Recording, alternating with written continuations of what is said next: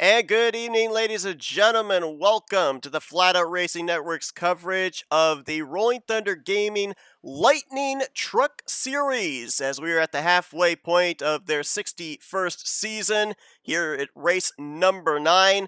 This is Auto Club Speedway, 2 miles wide banking, lots of room to be able to race. I'm Seth Cole alongside Jessica Shelton. Jess, we both took an opportunity to go out there, run some laps, feel what these drivers are feeling. There's a lot of options for these drivers to be able to utilize in this one.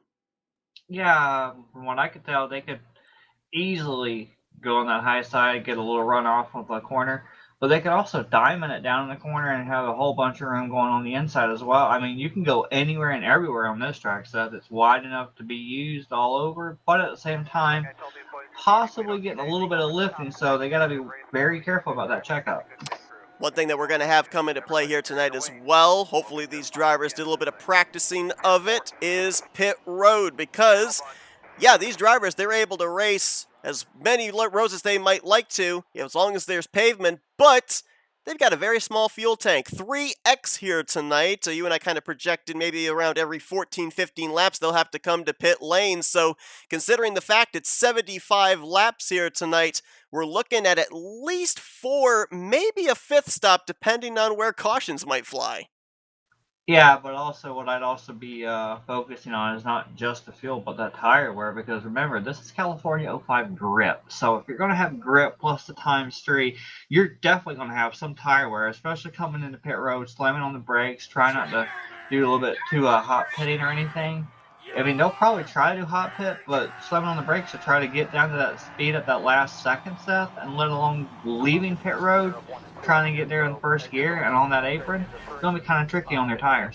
Yeah, and also being in the draft, going to be having a little bit of extra speed in that regard. It'll kind of exacerbate the tire heat, especially on that right front. You might be able to flat out it for a couple of laps, but you'll have to breathe the throttle and entry about 2-3 laps in.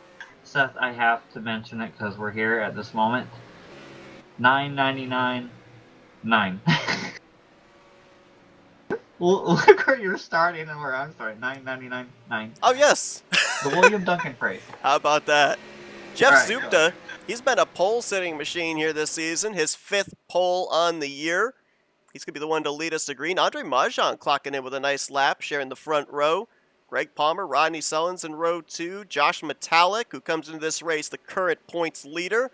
He'll complete the top 5 alongside of Kelly Causey. Got Frank Rivard and Brian Schilling in row 4. Jeremy Jeffries, who won the last 2-mile track here on the schedule at Michigan. He's in 9th alongside of Ron Hagelin. Andrew Miller, who went coast to coast in the season opener at Dover. He shares row 6 with Terry Bombard. Doug Hewlick, Bob Dixon in row 7. Then you got Andre Charest, Grant Wesley, Robbie Nice's Bobby Farrell, John Godfrey and Richard Martin completing the top 20. JT Mayhew and John Van Gorder were the last 2 to take time, back to 22nd. Dave Melson, Bob LaChance, Cy Jones, Tom Dixon, Jim Black, and Jeff Crivello will make up the 28-truck field here tonight. Gonna have to get used to that. Wednesday nights when we broadcast here, it was always the Aero 88 cars. They've shifted it over to Thursdays. It's the Lightning trucks here on Wednesday night, and we're green at Auto Club. It looks like, who was that in front of, Godfrey, I believe it's Godfrey, did not get going. It is the 54 Robbie Nice's, so a little bit of a delayed start on that. I wouldn't be surprised that if watching these guys, we wouldn't pay attention to Dave Melson back there, because usually he's really good on these intermediate tracks, and with him being way back, he's got a lot of work to do, but it's going to be fun seeing him come up through the field. Yeah, a couple of drivers that we've seen be really good on the long run when it comes to speedway racing. I see Demar back there as well in the 43, John Godfrey in the 711. Didn't get good. Huh? Yeah, JT Mayhew. Yeah, they didn't get the benefit of good qualifying track positions, so we'll see how they work their way up through the traffic as lap 1 completed. Jeff Supta going to lead it in that bright neon green, black, and white number 11. Whoa! Robbie Nice's! Robbie Nice's! Watch out, buddy! All over the place, Seth. It's got that point where you and I were talking about it in pre-race. You go off of turn 1, going into 2, and you don't hit that just right and lift in the correct moment, because you got to lift just a tad or even go half throttle in that corner to actually be able to get that bite and be able to run it off in the corner. And Robbie, he got really down there, really low off of the very beginning of turn one, stayed down there, and it just pushed him up so bad, and then he had to get off. And when he was getting off, he was getting really loose, trying to stay off of the machine of JT Mayhew and the others. So that's going to also be something we got to watch when they get to the point of getting really racy. People on that bottom going in turn two, if Yeah. they can actually hold it, or if they're going to run up. And a big part of that too, especially here at the initial start and more than likely on restarts, would be the cold tires. As the tires start to heat up, you'll be able to have a little bit more maneuverability, a little bit more grip stability in the back end of the truck. But to your point there, could have been a case as well of the cold tires, slick there going into the corner. Now, I mentioned the fact that we both took an opportunity to go out there and run some laps. You were out there with a couple of other trucks. Is there a thing where if you lift a little too early, the nose gets pointed, but the back end doesn't exactly plant just where it needs to? Yeah, and you just got to be really careful on your acceleration at that point, because just the minor over or the minor under can either kick that back end way out and cause you to lose control and go straight down, and you might overcorrect and go straight to the right into the wall. And if you're not really careful, you just slide straight up and you're constantly turning, not much turning, you get tight, tight, tight, and boom, there's the wall. It's almost looking like these drivers are IndyCarring it in a way here, arcing it wide on the entry into the corner, letting it drive right down to the white line through the center, and then drift up off of turn 2 and turn 4. Kind of looks like that is the preferred way to make your way around here. We see Greg Palmer utilizing that to take the race lead away from Jeff Supta.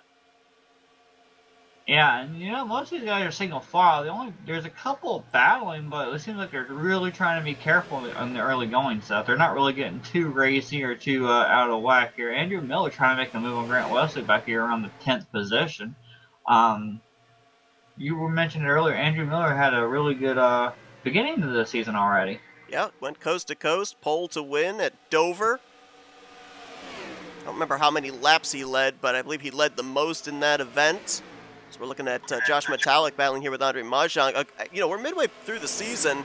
You would think that maybe somebody, I think someone just got the wall there. Jeremy Jeffries might have been the one that got the wall off of 2, and Frank Rivard was close. But you would think that at this portion of the season, there'd be maybe a runaway driver that everybody's trying to chase. You've got 3 drivers coming into tonight that are separated by less than 10 points. Josh Metallic 6 points up on Jeremy Jeffries and 9 points up on tonight's pole sitter Jeff Supta. So any one of those 3 could leave here tonight and head into Meadowlands Speedway next week as the new points leader. Absolutely, and at this point, like you said, this is the midpoint of the season. So, at the very beginning, you're like, oh, I want to win the first race, get myself in a good position, and whatnot, etc. Now you realize, hey, it's the midpoint of the season. Now it's technically go time in order to actually get yourself positioned to move on. You want to talk about close.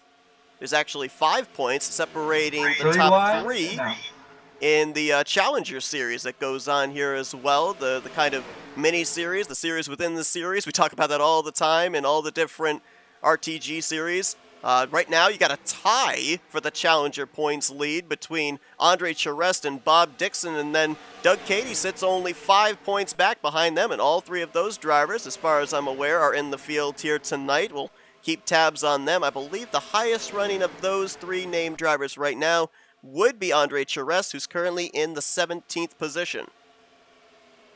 Hey, Seth, you noticed in this, they were really getting racier, and now they're trying to slow themselves back down. But you notice on that bottom, they're really starting to lift a little bit. We're coming to lap 9, so pit stops are right around the corner now. I don't know whether they're trying to jostle to get in position for pit stops, or whether they're just trying to run the thing just to run it at this point, because they're checking up a little bit more on that inside. Their tires must starting to be wearing here. Yeah, Jeremy Jeffries alongside of Rodney Selwyn's for the 6th position, and to your point, I almost wonder, we saw a couple of drivers slide up and brush. Bam! Oh, that's Dixon. Yeah, we just caught that at the right side of the screen. Big hit there for him. Now, it is moderate damage, so more than likely shouldn't have that 143 off the pace, but could be a little bit of an extended pit stop, depending on if he decides to repair that damage when we end up hitting I'm potentially not the really first liking round? this, to be honest with you. I'm not liking the way they're racing because they're really starting to push up. Those tires are really starting to show now with the wear. Yeah, and the tough thing about that is, too, when it pushes up, the instinct is to then pull it to the left away from the wall, and then the back end starts to snap around. That's why we've seen a couple of drivers scraping that outside wall off of turn 2 specifically. So, you said possibly 5 pit stops if they make it all the way green, right? Yeah, so basically I kind of gave them a maximum of 15 laps.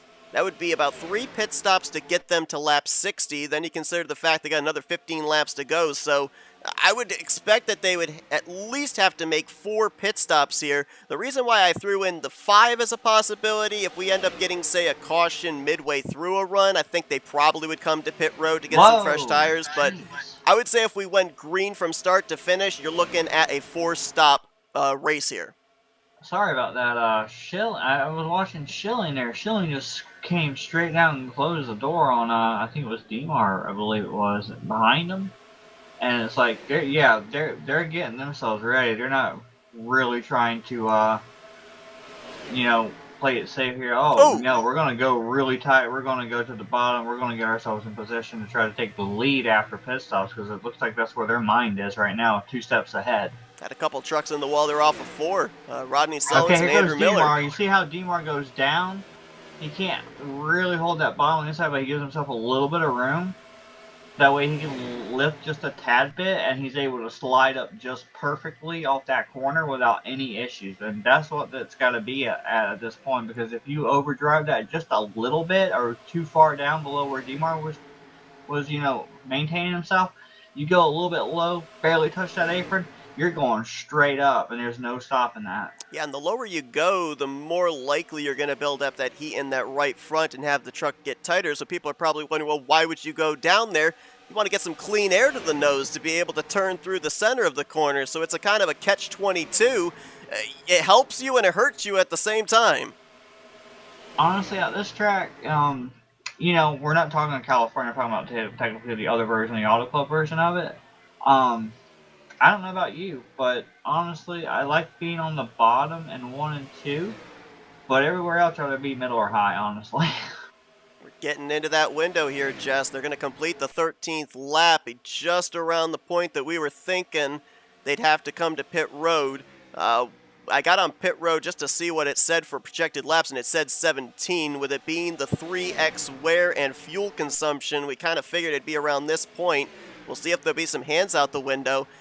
You got to wonder, too, how difficult is this pit road to get onto? I know that this track is slightly gripped up, but you've got a big amount of banking that you got to come off of onto a flat apron for pit road entry. Well, there's also a lot of runoff, too, on that apron. And I don't know how slick that apron is. I actually did not test pit road. So if you can give me an idea on how slick the apron is, I would be able to tell you a little bit better on that. Frank Rivard nearly lost it, and I can't answer your question because I didn't try to make a pit stop. That's not my job here tonight. That's theirs. I'll let them handle that. Got a little close there. Yeah, they didn't have any contact. Otherwise, that would have been really bad. That was after he gathered it up after pounding the wall. They're off at turn 4. Another thing we want to talk about real quick is what we usually see a lot of in the series, even though it's not like over the top, but it does happen here and there, and it does end up hurting someone's race, is when you get on pit road, you got to be woed, with the hot pitting and all, especially tire wear. But if they wreck on pit road, that's not going to bring out a caution, and that's going to ruin a lot of people's races and a lot of spots and time lost. Great point. And also, with the hot pitting, you run the risk that you may overstep just a little bit and get a black flag for speeding. Things right now are trending in the green direction, so there's no guarantee if you make a mistake this early on in the race that you're going to have a yellow flag come out to allow you to catch back up. I think we got drivers pitting here. Tom Dixon already made his stop. So. And I think we've got the leaders coming in here. The 11 have souped it down towards the bottom. Greg Palmer as well. Let's see if they can make it onto pit road safely.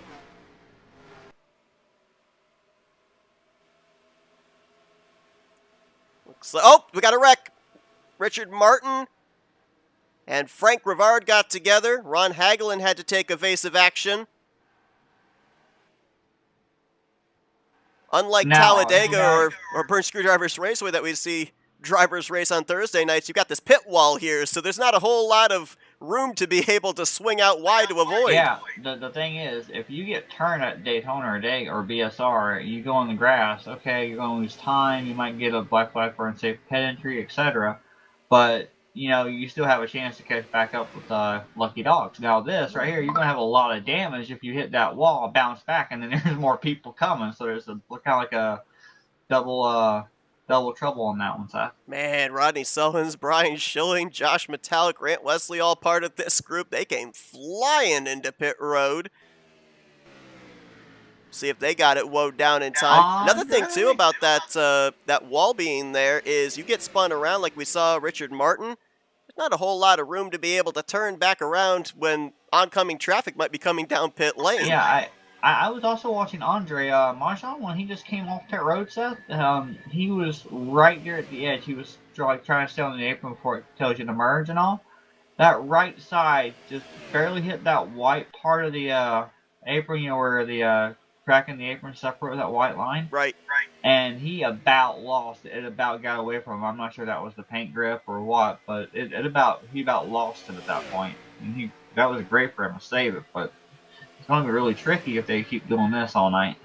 Looking at the one of Jeremy Jeffries, he might cycle out to the race lead. There's a couple of the drivers that just came to pit road merging out ahead of him. Grant Wesley, Josh Metallic.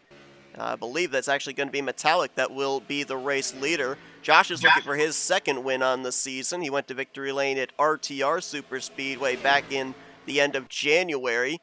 Grant Wesley's looking for his first win on the season, and I kind of feel like a driver that we have to highlight, just based on the fact we've been to a 2-mile racetrack previously this season, would be Jeremy Jeffries, because he won at Michigan, so he's looking for the 2-mile speedway sweep here in season 61.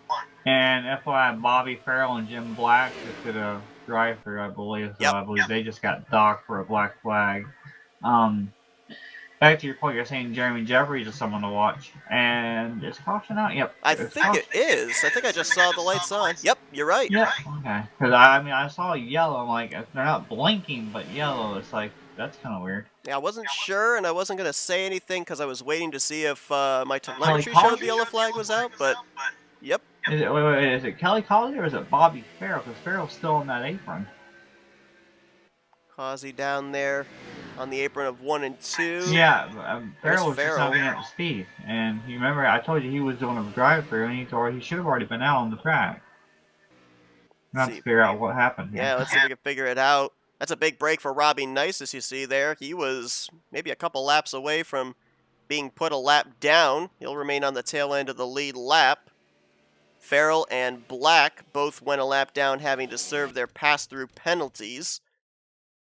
If neither one of them were the cause of the caution, I believe they would both be the lucky dogs, and it was Bobby Farrell. Looks like he loops it around there, coming off of pit lane.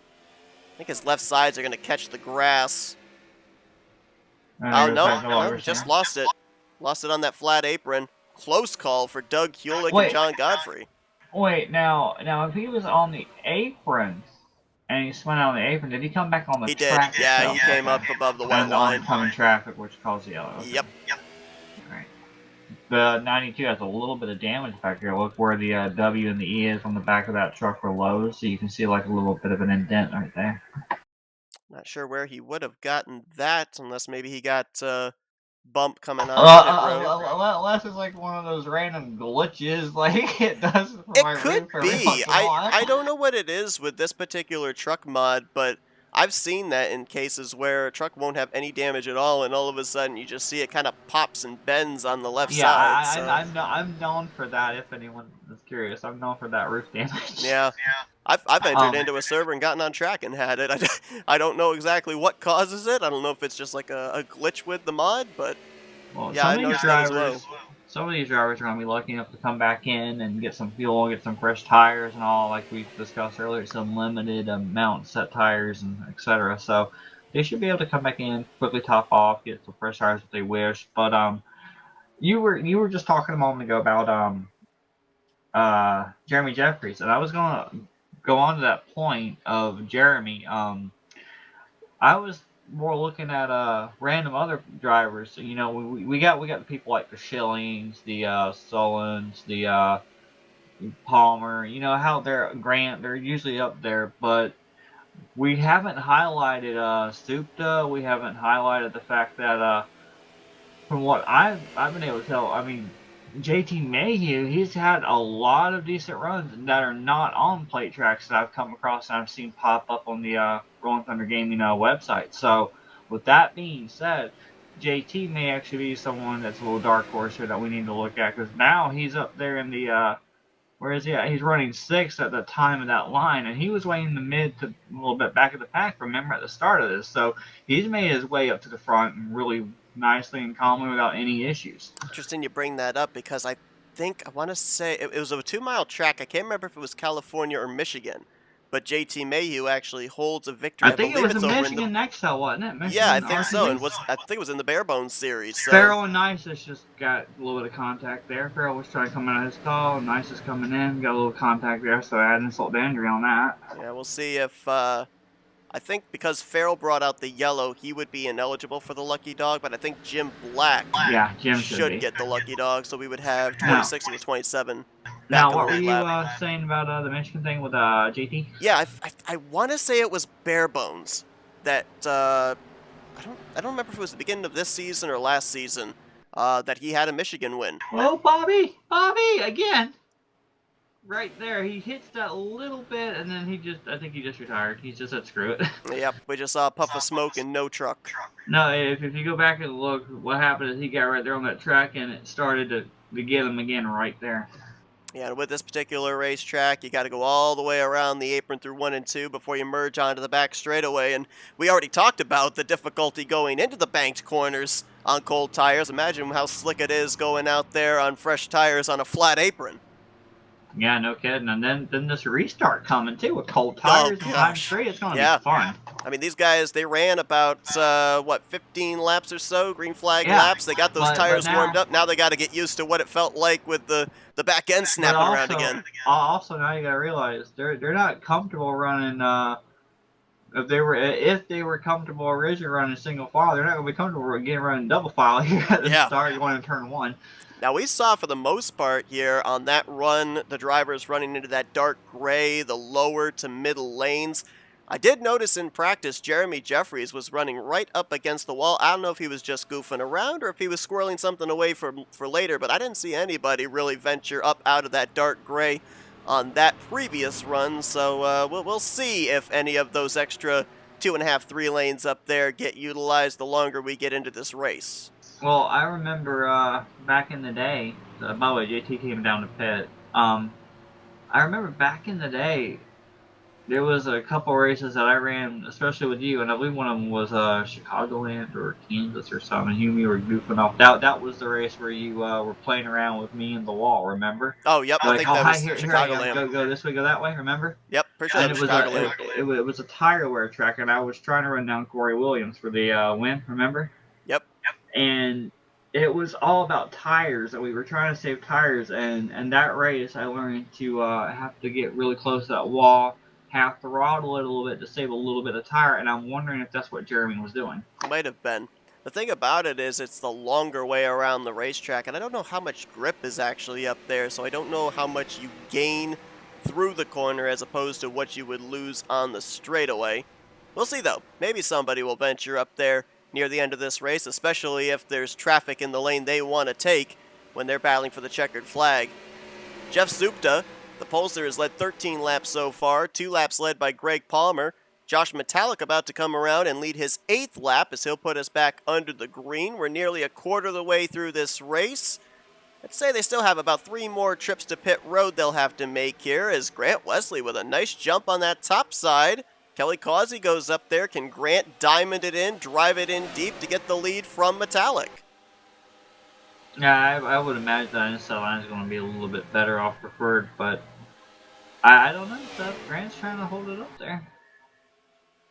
Grant Wesley coming into this race 5th in overall points, 54 points back. I do want to point out that not only did JT pit and get back to the back here, I don't know what the deal was with that. Maybe it was strategy or maybe he just wasn't comfortable. I'm not sure. But Schilling's also back here as well, and that's kind of a surprise. If I know JT Mayhew, in the races that we've broadcasted, and this includes the Talladega Challenge Series, which, by the way, tune in tomorrow night, 9 p.m. Eastern Standard Time. We're continuing on the playoffs there, but I want to I feel hockey like really, really hard. he's got the FRN broadcast record for most Oh, pit stops. the caution back here. Cy Jones and Robbie Nice has got together side by side, like really tight there. I don't know if it was Cy pushing up or Robbie coming down, but they got a little bit of contact side by side, and Robbie went around. Caution out. Robbie No. Nice gets that Dodge Ram rolling again. Now let's see, they're coming back in roughly 25, 26. They can go about what was it, like 15 laps? Yeah, this shifts the window now to... Oh, it could be a two-stop. It could be a two-stop from here. I'm sorry, people. My mind thinks gas and fuel mileage when I race, so that's why I'm more focused on this. I'm just really into doing that all the time when I race. Actually, I think it'd still be a three-stop. I think if they did a two-stop, they'd be about 3 or 4 laps short of the finish. Bar none, no more cautions. Yeah, exactly. Then that would definitely shift the window even more. I think they would have to get to at least the lap 30 mark for it to be a two-stop. Don't forget lap cars too, because that adds that extra lap of caution too. Good point. This would have put Bobby Farrell back on the lead lap, but as you pointed out, he retired out of the race, so no lucky dog under this caution as we look back at what happened over in 1 and 2. And I'm going to put it out there because I can't get yelled at and wrecked and screwed around tonight. So yay, I'm going to do it. This could also be part of the whole, there might be a caution with 2 or 3 to go. That's right. Might be a race with caution. Who knows? Looked like maybe 2 drivers, 2 different lanes there. Cy Jones push up a little. Robbie Nice has come down a little. Robbie Nice is paying the price for that one, though. Doesn't look like a whole lot of damage, though, on his machine. Well, you really, at the start, even though you got cold tires, your instinct is, well, I got fresh tires. Technically, I shouldn't need to lift and turn, which, when I went out there to practice, I don't know about you, but when I went out there, I didn't have to lift in turn 1 and 2 until like lap 3. So I'm wondering if they're able to hold it like that, and maybe because it's side by side, there's a little bit more of a tightness right there, or maybe a little more looseness. I can't really tell. Maybe that's what it was. I didn't run really side by side except for with Cy Jones, and technically that was like 3 and 4, which is a lot more forgiving, I would say, than 1 and 2. Right. Yeah, and I didn't race in a pack at all, so I'm not exactly certain what these drivers are feeling, especially on the corner exit. So, yeah, can't really answer that.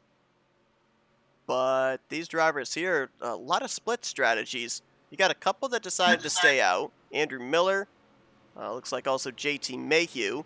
Then you had drivers that took just fuel. No, Andrew stays out because he wants attention. He wants the TV time? Yes, he wants the TV time to talk about his sponsor, which happens to be what, Seth? Powerade. Powerade, and who is leading the race? Andrew Miller. So basically, he wants that little bit of glory. I'm kidding. We all know I'm screwing around with Andrew. He gets that bonus point for a lap led, and he gets a little TV time. I just love hating on him because he loves to hate on me. That's okay. Michael constantly says Josh Mercurio can't hot pit, so everybody's got to have that one person that they egg on. Yes, Dylan Young and the restarts. Yes. Anyway,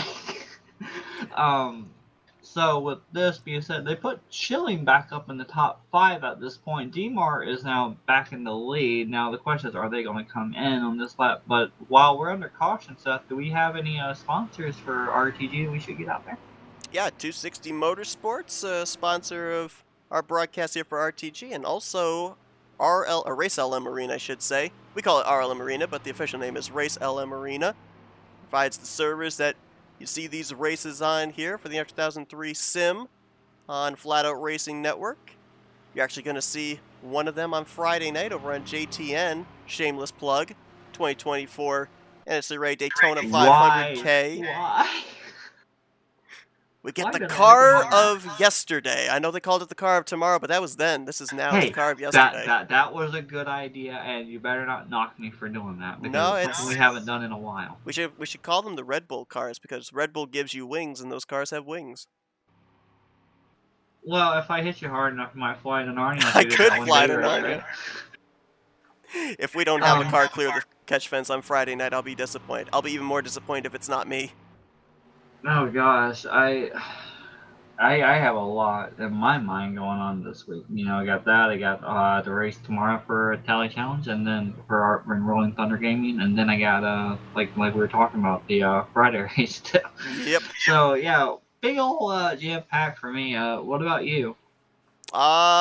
Basically just Friday. Just Friday? Is Just it? Friday. I thought you were broadcasting tomorrow. You're not now. Okay.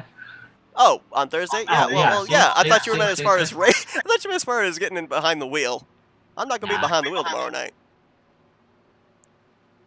So to your that's right. question there about Richard Martin, looks like he, Doug Hewlick, John Schilling. Godfrey, Brian Schilling, Kelly Causey, Andre Mahjong. Looks like they went fuel only. Jeff Tom Dixon Supta pit on earlier back, on. they went with 4 tires. But Tom Dixon, I think, pit earlier on though. Prior to that. Oh, is that Tom Dixon? I thought that was Kelly Causey. 45. Yep, my 45. apologies.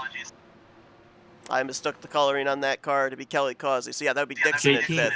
That So went with fuel JT only, and then Andre Mahjong.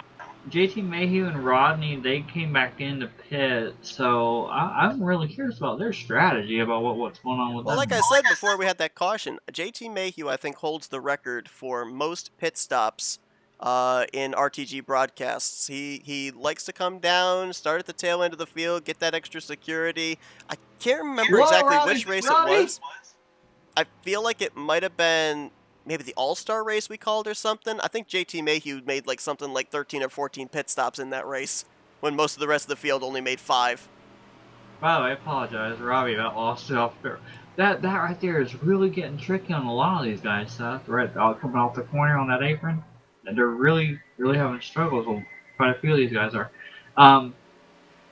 Well, I mean, it's good to start in the back sometimes. Oh, yeah. That way you can If get everything's a in good front of feel. you, you know where to go to avoid a wreck. But I mean, I think JT is like, yeah, I can do this. I just want to bide my time and show these guys, like, yeah, I'm off the pace. Nah, I'm not really. And he's got the numbers in front of him. We saw him try and pull off a fuel strategy win about a month ago in the Tally Challenge. Might be thinking about doing something like that again here. You get a better chance to save fuel if you're at the rear of the field. And look at that, Grant Wilson at bottom. He's side by side. Got people in front, people behind. Now, I think we only ran about, what was it, 2 green flag laps before that last caution came out. Yeah. So, not terribly worn tires for the top 5 right now, but Three it will wide, be Dave interesting to Nelson's see forcing how it the here. fresh tires do against Dave them. Nelson's forcing off of 4, 3 wide, Seth. They better sort this out before they get to 1. That's, what, Chires. Oh, contact there. Who's in the middle. Yeah, JT on the high side. Rodney's going around too. Looks like they get that settled out. Further up, way up the track is Frank Rivard. It's a matter of just kind of waiting for these little intermittent battles to settle out and then get to single file.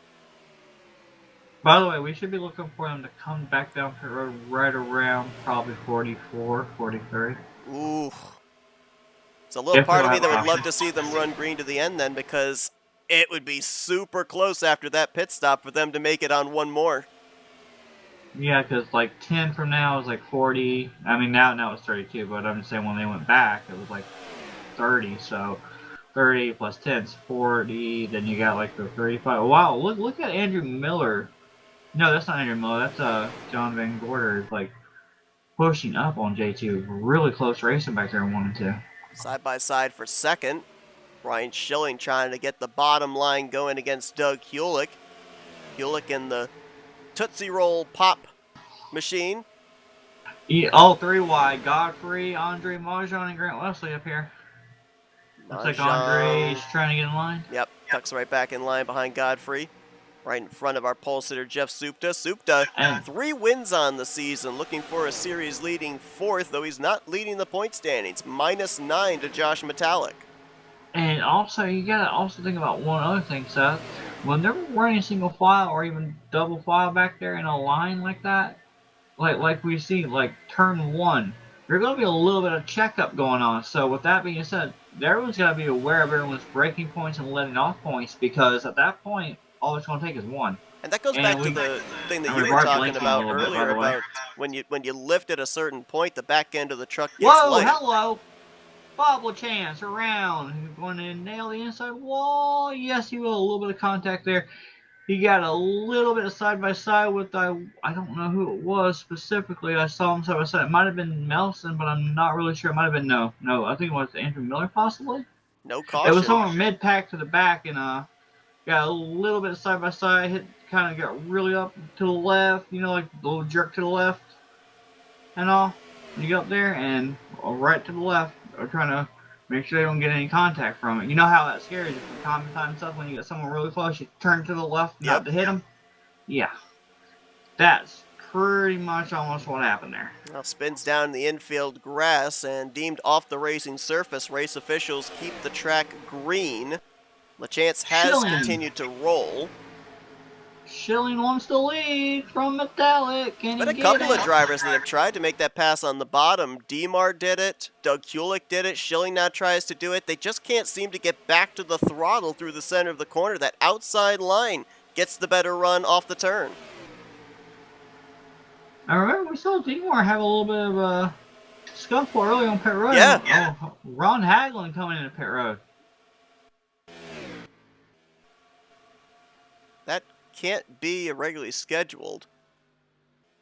Was he in the vicinity of the 51 when the 51 had his problem? Might be coming down for a pass-through, claiming the 51 incident? Look at that. I'm reversing it right now. Look back at that stuff. So I'm not going to be able to live action. It's the only thing I can think of that would be him coming to pit road at this point in time. Ron Hagelin, a former winner on the season, back at Atlanta.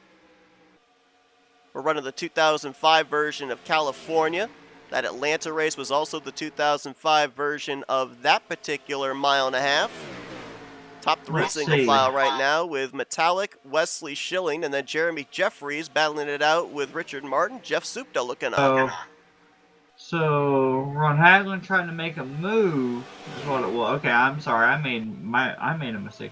Ron Hagelin was trying to make a move on the machine of who is that? Kelly Causey. And when Hagelin went to the inside of Kelly Causey, the back of his truck, the quarter panel, hit the front bumper of Bob LaChance. I guess he wasn't aware that, you know, the machine was there at Bob LaChance, and just barely got the front bumper, and LaChance went down. That's what it was. I'm sorry. So safe to assume that was a pass-through serve there by Hagelin, who is still on the lead lap, by the way, after serving the pass-through. Even Bob LaChance, who had the spin-out, is still on the lead lap. Those two drivers, according to lap times, are around roughly 10, 11 seconds ahead of the race leader. They're obviously lobbying for a caution to catch them back up. Top 2 have broken away because of this side-by-side battle for 3rd place. The reason that they're losing ground is because neither one has the preferred lane going into the corner. The more they keep battling, the more those top 2 are going to pull away, and then it's going to bring other people behind them to the top. Oh, gosh.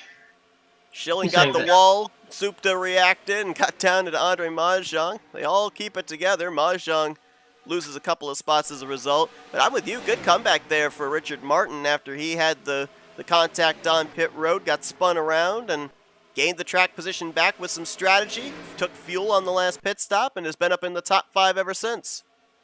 Oh, while I'm thinking about it, Seth, here, you were talking about there being a Charger Series or something here? Yeah, the Challenger Series. Now, how many races, did that just start, or is that all season here? I believe it's all season. I believe it runs the entire 18 races. Okay, and how close is that one?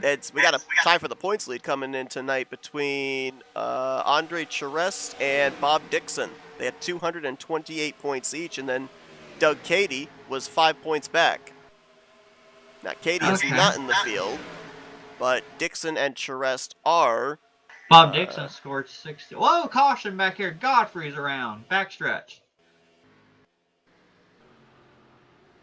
Looks like he might have just 360'd it as he continues going. Metallic will lead him back, and he'll grab the lead at this point. That might change by the time we go back green, but I was going to update on where Dixon and Charest currently are scored. Dixon 16th, Charest currently 20th, so Dixon would have a little bit of a lead in the Challenger Series, but there's still a good chunk of race left to go, about 35 laps. I'm trying. I went back to see where Godfrey. What happened with John here? So, interesting point of fact with the timing of this yellow. I don't know exactly when we'll get back green, but these drivers, they still have to make 2 more pit stops. One pit stop here would only get them to lap 55, and then the second pit stop would get them to lap 70. Oh, don't tell me that's what happened here. Yep, right there. Off of 2. Godfrey had a little bit of a thought process that he might have been clear off of Terry Bombard, and you see that the 711, he comes right up just a little bit thinking he's clear, then he realizes he's not. Terry's trying to, you got a little bit of room to work with, and then just clips that bumper right into the wall, and there's nowhere for him to go. Look at everybody scatter there. Woo! Bob Dixon, Rodney Sullins very close to making contact. Godfrey able to straighten it out and keep going. Get another angle of it here. If you look on the front of Terry Bombard's machine, I'm not exactly sure what kind of a character that is, but I think he was yelling, not clear, as the 711 was making his way up the racetrack there on the backstretch. Well, Seth, it's okay. You know why it's okay? Because you can go to Town Fair Tire and get brand new tires from John Godfrey. There you go. There's a shameless plug. I think everybody's coming to pit road, whether it be a town. What was it? Town Fair Tire. Town That's Fair the Tire. Sponsor. That's him and Seminara's thing. I think Town Fair Tire, if they provide the tires here to this racetrack, I think everybody's coming down for a set. Don't worry. I mean, they'll bill someone eventually, I'm sure. The check's in the mail.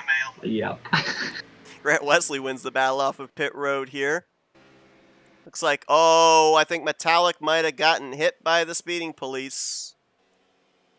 Well, maybe not. Maybe it was a close battle between him and Supta off pit road, and he gave the spot to Supta. I thought he was pulling low, indicating that he had gotten a penalty.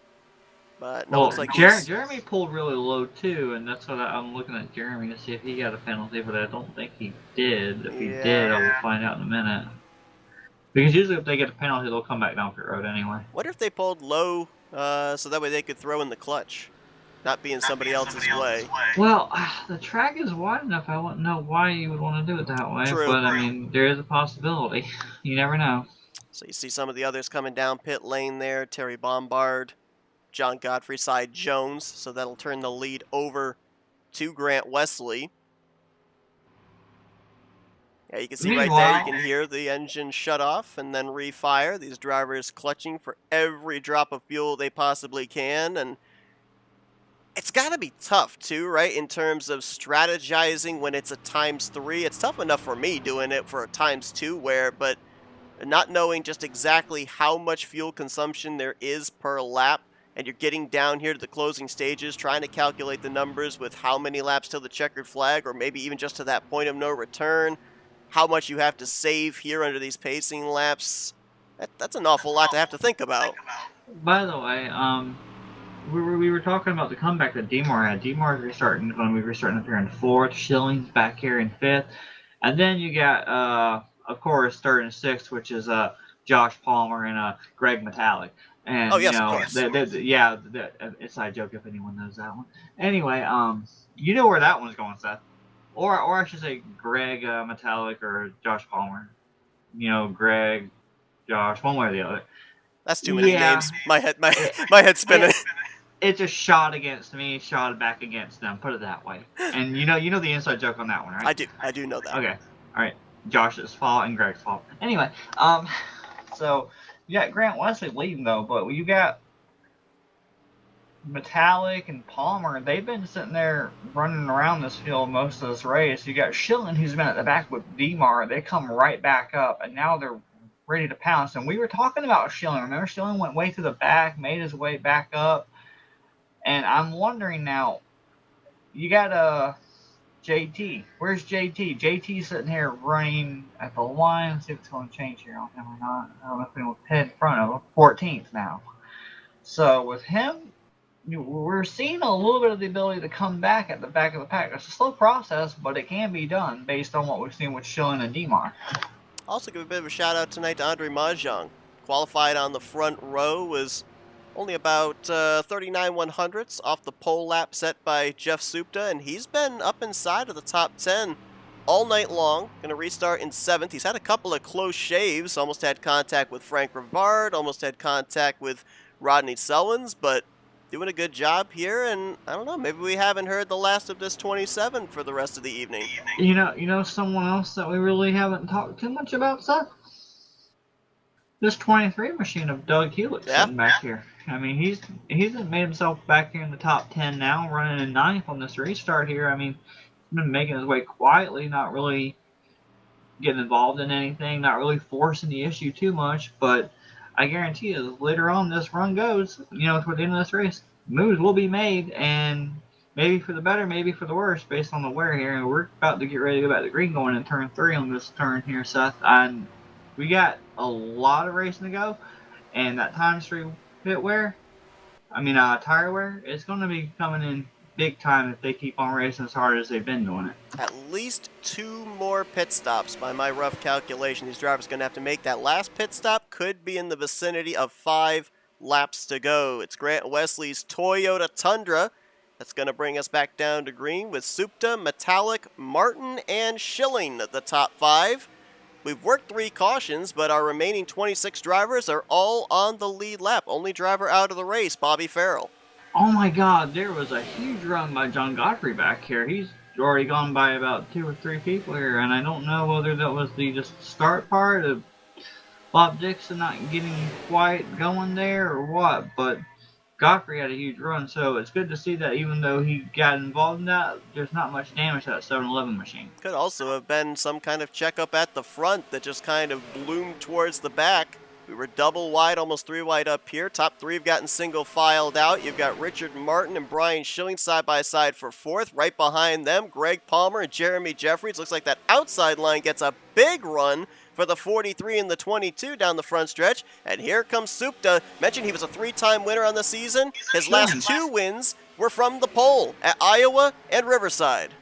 And back here, we saw Schilling drop back all the way to about the 6th position. He made a really gutsy inside deep dive, and he actually passed about 2 vehicles right there, went along side by side with Demar on that corner. Schilling way up high, and here comes Supta. Supta shutting the door on Metallic, and Demar really loosey-goosey off of turn 4 as Jeremy Jeffries gets right up behind Schilling. Schilling, Metallic, 3-car tandem right here going to the front. The question is Grant and Supta too far out? Yeah, they're going to definitely get a run on the top 2, that's for sure. But you saw, as you mentioned, Supta kind of slammed the door on Metallic, came across his nose. That put a little bit of tight sensation on the 39 and drifted him up the track. We'll see if Metallic tries that move to the bottom, and if so, does Supta look to defend? Schilling gets passed by Jeremy Jeffries. Grant way up high. Supta's going to challenge for the lead going in 3. Jeremy Jeffries charging his way back up to the front. Also noticing Frank Rivard making some moves back there. He's cracked the top 10. How about 3 wide? 3 wide. He's got that NTT data sponsorship on the back. An IndyCar move there on the front stretch. Schilling. Schilling's going to run down Jeremy Jeffries here. What's Schilling going to do? Stay in the middle, go high. Peeking a little bit on the inside, trying to get a little bit of clean air underneath Jeremy Jeffries here, but nothing doing at this point. Except they're almost 3 wide still. They are still 3 wide. Supta is to that left rear of Metallic. Now he'll back off a little bit, tuck in behind the 39. Look at Jeremy Jeffries, high, wide, and handsome. He'll swing into second. Schilling looking to follow him. And one thing that I'm noticing here, Jess, and you pointed this out, a lot of kind of pushing, tandem drafting on the front straightaway. Not that terrible of a hitbox for these trucks, so they're able to do it even though we've got the banking here on the front stretch. Yeah, it's not that bad with the banking on the front stretch or the back stretch, but you get in these corners, no, no, no, No, no, then you don't no. do it. These trucks are light enough as it is in the corner. Don't exacerbate the problem by lifting the rear wheels off the Oh ground. yeah, oh yeah, yeah. What was that your driver said? Going in the corner. I mean, I'm just saying this. If you go in the corner like that, what was your driver Andy J? What did he say? I'm gonna either see God or the checkered flag, one or the other. The But quote yeah, I mean, of you the really year, don't want maybe the to. quote of the century. You really don't want Whoa! that going Andre in the corner. Charest around! Ron Caution's out. Hagelin as well. Bob Dixon gets collected. That'll be our Whoa! 4th caution of the day. I That thought was he was going to come back up on track. right in the middle of the pack too. Whoa! Look out! Ron Hagelin backing up there. All right, now Seth, time to get the calculator back out and think here. Yeah. 50 going on 51 this time. We got a one stop 10 now. here. They could make it, depending on when we go back green, somewhere to, I would say, 65 to 67, which would put us at 10 to go. They can make it if they come to pit road now on one more hey, pit no, stop. no, no, no, hold on. If they pit now, can they make it on fuel? No, not the rest of the way. Okay, if they pit one more time. Yep. Now, how many laps left over after that if they pit one more time? If they pit one more time, it'd be around 10 to go. Yeah. And what does that tell you about their tire wear at that point? Not good. As hard as they're going to be racing to try to get that checkered? Not going to be good. I know, they're going to be really using up their stuff. Also Bar kind of none, calls they're into actually hitting question. each other on the track either, trying to hit position. So right there, Charest getting the wall, bouncing down into Ron Hagelin, who then comes back up and gets Bob Dixon. We'll get another angle there of how Dixon gets involved, but kind of interesting with kind of crunching those numbers. When we go back green, we're going to be in the vicinity of 20 to go. Do you stretch it that full 14, 15 laps, or do you maybe split that final segment in half, come down at 10 laps to go? Oh, no, no, no. If it's me, I'm pretty confident that the leaders more than likely will try to stretch it. Okay. Because with that being said, does somebody go with a 2-tire strategy, or are you still going with 4 tires? Because you're only going to have to, let's see, with 10 laps, you're only going to take on, probably, what, a can and a half? And You're probably better off just taking 4 tires. If you're going to take tires, it's going to be right sides. Yeah. But I don't know, like, you'd still spend extra time on pit road regardless, putting in the extra half can. I think you'd have to take a can and a half to be able to make it 10 laps. And just pointing this out because we said it about Andre, the McDonald's number 338 machine of JT Mayhew is out leading a lap, Seth. He is indeed. I had to put it that way because now he can be happy and make sure McDonald's stuff. You're happy at McDonald's. Everyone's happy at McDonald's. Meal. Happy meal. Yeah. Yep. Anyway, would you like fries with that lap lead? Yes, he probably would, and he probably would like a toy, but he'd rather have the extra real trophy and not a plastic toy. You know what I mean? Yeah. Maybe a Hot Wheels of his truck. Demar, no. Demar's on the apron, Seth. Dropping back. Uh-oh. Speeding What's police. going on, Demar? Bet the speeding police probably got the 43. Demar, all that track position. Yep. A lot of track position lost right there. Cy Jones is going to stay out and lead a lap. We'll probably see him on pit road next time by. We'll see.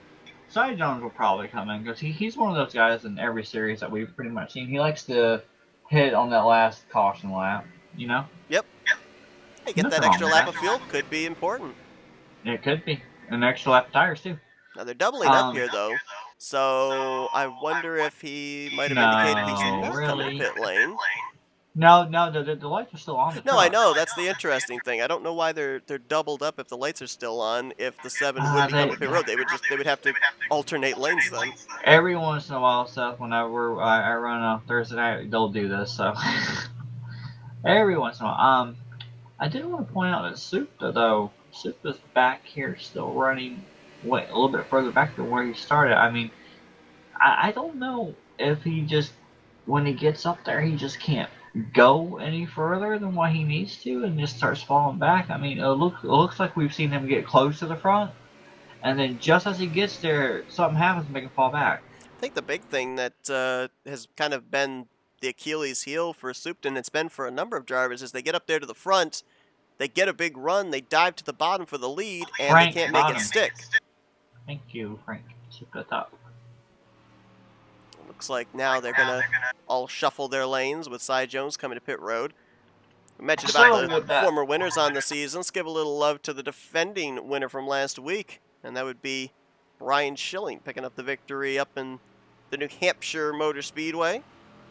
We've had a total of, I believe, 6 different winners so far this season. wait, who won New Hampshire? Schilling. And who was at the back several times and up near the front, and look who's sitting there running on nice and pretty and near the front now. He's there. He's got a I shot think for he two in a wants to. row. I think he wants to go back to back. What do you think? I think you're absolutely right. He hasn't led a lap yet today, but he's made a couple of moves for the race lead. Hey, can we look at something real quick? Kelly Causey's back bumper. Oh. What's that say? Drive safely. Drive safely if you know what's good for you. I've never Love been that. to a Buc-ee's. Don't you love that? That is great. Good advice, no matter where you're at. It is very good advice. Especially on a racetrack when you're over 160, 170 miles per hour.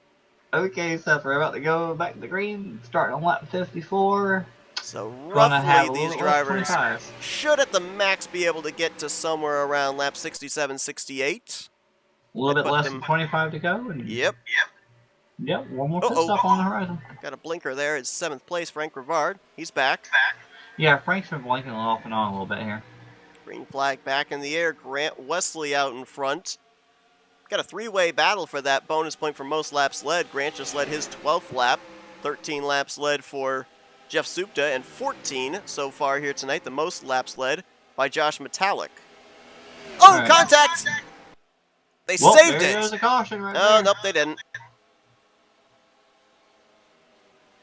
Greg Palmer was one of the drivers that I saw make contact. Kelly Causey was the one that paid the price, and the yellow flag is out again. Yeah, I only saw Kelly go around. Don't know if anything else. I mean, when that caution came out, Robbie might have got a little bit damaged on his right side because he kind of jerked to the right to try to make sure he wasn't involved in any way possible, which, you know, is understandable. So there might be a little bit of damage on the 54's right side, but aside from that, the only person I saw go all over the place was Kelly Causey going down. I don't know what all happened. I think it was Greg Palmer. I think I saw contact between the 22 and somebody, and it might have then caught the 00 up in it. Let's see. Yeah, Palmer's getting loose up there on the top, gets into Supta. Oh, but they saved it. It was actually the 00 got spun around off of turn 2. Yeah, was that Dave Melson behind him, I think? I saw 00 get spun. That's what I was curious about, because that's the only thing I saw that besides Robbie hitting the wall a little bit. But yeah, that wasn't brought out the caution. That was Dave Melson in the 038. Kind of looks like he bumped him off the corner. Truck would still be light at that point, and that's what sends Causey around. I guess Dave Melson didn't read the back bumper of Kelly Causey's truck. Maybe he was getting close enough so we could actually read it. That's what it was. Yeah. It's tiny text. You got to be able to get up close to be able to see it. You know, not everyone's eyesight's good, and plus we can't read from turn 1 all the way when you're in turn 4. Yeah. Plus, when you squint to see small print, what's 3 wide ahead of you looks like 6 wide. We gave the advertising, and, you know, maybe he just wanted to check it out. Yeah, that could be. You know, give him the plug. I was running with a DMAR, and on that restart stuff, DMAR actually started going. I mean, he was going, so that 43 machine's pretty good. And we've got drivers on pit road. Getting that little bit of what they can get here. Yeah. Not everyone pit, though. You We know, not everyone had, hit. So what does that tell you? I think we had our front runners. I think Schilling came down, and I think Yeah, Josh but Metallic came down. Grant, and Jeremy, they stayed out. Oh no, Metallic stayed out. Is that Metallic okay? Yeah, Metallic. So I think Schilling was really the only one of the top 5 that came down pit road. No, Grant's up there. Grant's leading. Yeah. That's why I said Grant, and Jeremy stayed out. So with them being split now, we went green less than 25 to go, and now where are we at here? We're going to, We're just at 20 to go now. yeah. So at this point in time, you know, if I was Schilling at this point, for example, Schilling or someone, which I'm obviously, you know, they probably have their different thought strategy as well. But if it were me, and I don't know about you, I'd like to get your opinion on it too. If I come down to pit one more time, I want right sides. I'm not going to worry about 4 tires. Exactly the same line of thought I was thinking. I think the drivers that are coming down pit road here are planning on their final pit stop, while everybody else is going to have to take at least a can and a half. I'm taking on a can of fuel and taking right side tires. Gain me some track position that way. And those tires are going to come in a little bit of handy. Yes. Everyone else might take 4 tires. I mean, at that point, you kind of got to take 4 tires, but you're going to see people take 2 tires, and there's going to be a little bit more wear on that left side, and you know, it's just, I just don't know stuff that if you take 4 tires against people who take 2 tires and they're pulling away, it's going to take a few laps for those 4 tires to kick in, and at that point, those guys with 2 tires, they're gone. I feel like we're going to have, if we end up seeing this thing go green to the end, or at least get to that final green flag pit stop, I think we're going to see 3 varying strategies. You'll have just the clean cut down the middle 4 tires and maybe even 2 cans of fuel, but at the very maximum a can and a half. You might have some gamblers that will elect to just go with right sides in a can and a half, and then of course those that came to pit road there. I think you can now lump Andre Mahjong into that category as he pit the previous lap. They're going to come down pit road, right sides, and 1 can of fuel. So, well, at this, I do want to point out something else I just thought about. If you come down, you know, on that last pit stop and say, look, y'all can get 2 tires all you want, I'm taking 4. And then a caution comes out and everyone else that took 2 or took none, you got the fresh tires now. Or maybe a little bit later on a caution comes out with still some time left. Either they're going to come in, lose all their track position, screw up, and you've already got the fresher tires, you know what I mean, at that point, so you're kind of forced to stay out. the question is, though, when does that caution fly? Because projected, these drivers would be able to make it somewhere in the vicinity of 5 to 6 to go. If a caution came out right after they'd made the pit stop, the race might end under yellow. I would think they have a couple laps to go still, wouldn't they? Maybe. Well, Maybe a one-lap shootout. They might try to split the difference. Yeah, it really all depends on when that caution would fly. Now, granted, we have all drivers on the lead lap, so we wouldn't have that extra lap of pacing, at least at this point in time, added on to the caution laps, so that could make a difference. Kelly Colley coming down pit road, Bob Dixon leaving pit road, Schilling, Godfrey, Andrew Miller. If you're at the back of the pack, might as well top off with that extra lap of fuel. Could be very important at the end. I don't see how anybody, even if they're topping off now, could make it the rest of the way. They can't. I wouldn't be able to myself. I would still be like a couple laps short. And that's not even counting the fall off. We'd be looking at lap 72, be about the furthest they could go. I don't know. 71, I would imagine. Catch a caution on lap 71, have maybe 4 pace laps, throw in the clutch, and save enough to get to a checkered flag if there's no restart. That's the only thing I can think of where they could make it what they've got in the tank. Well, here's what I'm going to tell you. If we make it to that point, the only person who can tell you, hey, it's going to work, is that number 88. The guy up front. I was going to say, he's done it a time or two in the tally challenge. Nah, you're just being modest. That wasn't him. Well, Grant Wesley, with these pacing laps, he now is at the top of the leaderboard in laps led, about to lead his 17th lap, and he'll get us back under green for our 5th restart. Jeremy Jeffries, Josh Metallic, Jeff Supta, and Frank Rivard were the top 5 as we are back green. If you're just joining us, Boy, we are trying to crunch the numbers up here because it is turning into a very Three interesting wide. fuel 3 strategy race wide in the off of closing 2. stages. 3 wide off of 2, Seth. They're really tight. And we've got a blinking car of Frank Rivard up here, which are making things a little testy inside of the top 5. Oh, I do not like going 3 wide in turn 1 and 2 at this track. So gut-wrenching at that point. Question, are you more nervous as a spectator, or would you be more nervous as a driver down there in 3 wide? Whoa, we got a spinner! Oh, Doug there Hewlick we go. around. I saw that. It's like the 19 as well of John Van Gorder.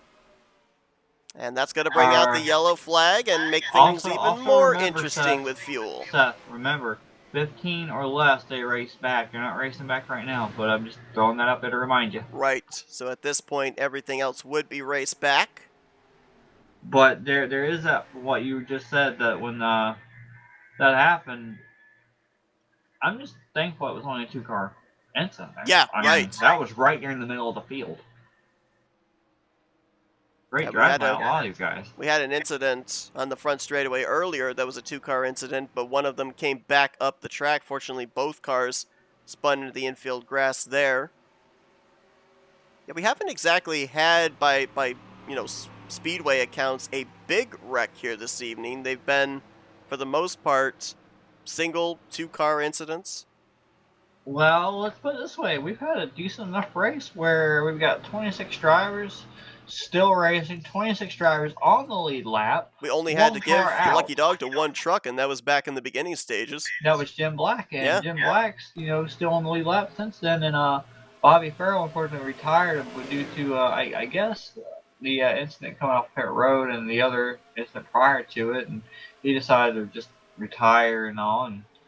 But other than that, 26 cars all in the lead lap. That's pretty doggone good, especially with how much hectic moves we were seeing and how fast they're going back and forth, trying to swap spots. And the way this track is, stuff times 3 wear. I mean, that's pretty doggone good numbers here with how many people are running stuff. Definitely is. John Van Gordon getting into Doug Hewlick to see her on these replays. Hewlick getting the wall, and I think Van Gordon was planning on sliding up off the corner and tucking in behind the 23, but with Hewlick hitting the wall, that scrubs off a lot of speed, a lot of momentum, and the closing rate is a lot quicker than the driver behind expects. John Van Gordon actually making, I believe, his FRN debut. We've not seen him before on any of our broadcasts. I don't know if I've seen that name or not. No, I don't recognize it. Yeah, I can't really tell if I've seen that name prior or not. Got to mention Doug Hewlick there in that 23 before we came on the air. Was down there making sure that we had all of these amazing paint schemes showing up for tonight's broadcast. Hewlick was one of the trucks that we weren't able to see. And after got his truck file and everything, of course he had to ask the age-old question that has plagued mankind. And I don't have the answer for it of how many licks it takes to get to a center of a Tootsie Pop. So thanks, Doug. Now I'll be getting no sleep tonight trying to ponder that question. The world may never know. Nope. So we got some strategy here. Saw a number of drivers, including Josh Metallic, Grant Wesley. They came down pit lane. Jeremy Jeffries elects to stay out. This is where we then scratch our heads, just because with different drivers coming down pit road at different times, now we don't know just how far some of these guys can go. We speculate they can't make it the rest of the way, but what is their maximum number? Whoever just pitting out can make it the rest of the way. Right. But these guys up here, what's their max number? How far are they able to make it? You've got Terry Bombard now up here in second. Dave Melson third. We know Brian Schilling played the fuel strategy game under the last caution. Now he's up here in fourth. Andrew Miller in fifth. So with what they're saving here, with what they were able to take under the last caution, can they make it at least to the point of no return? My bet here for them is track position. They're going to stay out in that track position. Caution comes out, clutch. Hope for a couple more cautions? Yep. Okay. That's my assumption. I could be wrong, but that's what I would assume. Got some good comeback stories here. Oh, yeah, look at Godfrey. Yeah, Godfrey up there, and the car that truck that he tried to clear himself on was Terry Bombard. They're both up in the top 6. Dave Melson's running third now? Richard Martin got that speeding penalty, dropped to the back. He's back up to 7th. He's had to work his way from the back to the front twice tonight. Michael Is that Kelly Causey I see in the top 10? 9th place? He was spun around the back straightaway earlier on. Bob Dixon was involved. I think it was our second caution. Robbie Nice is 11th. And look at that. JT Mayhew running right there in 10th. Come on. Oh, well, Oh, so nope. much for track position for Jeremy Jeffries. Nope. I'm going to retract that. Now he's 9th. But anyway, yeah. Who else is coming down with him? I'm trying to get to it. I think that might have been Tom Dixon. Coming back down again? Yeah, Tom Dixon, okay. 1 to green. It's going to be 12 to go when we go back green. Yeah, you got Greg Palmer back here too, so, and Grant Wesley's right back here in this. So, I don't know, Seth, you got Supta. Supta's in front of Grant, technically, on the high side at this point, and Grant's on his inside, so I would assume everyone from Grant and Jeff back are kind of, like, really relaxed. Andre, I don't know what Andre has. I would have to assume, too, if these drivers up here are banking on a couple more cautions, the drivers behind, like Grant Wesley, Jeff Supta, Rodney Sullins, they have the fresh tires. They got to go at this point, right? They got to get that track position back. So we've seen crazy starts and restarts here. I think they're just going to ramp up here as we get closer to the end of this race.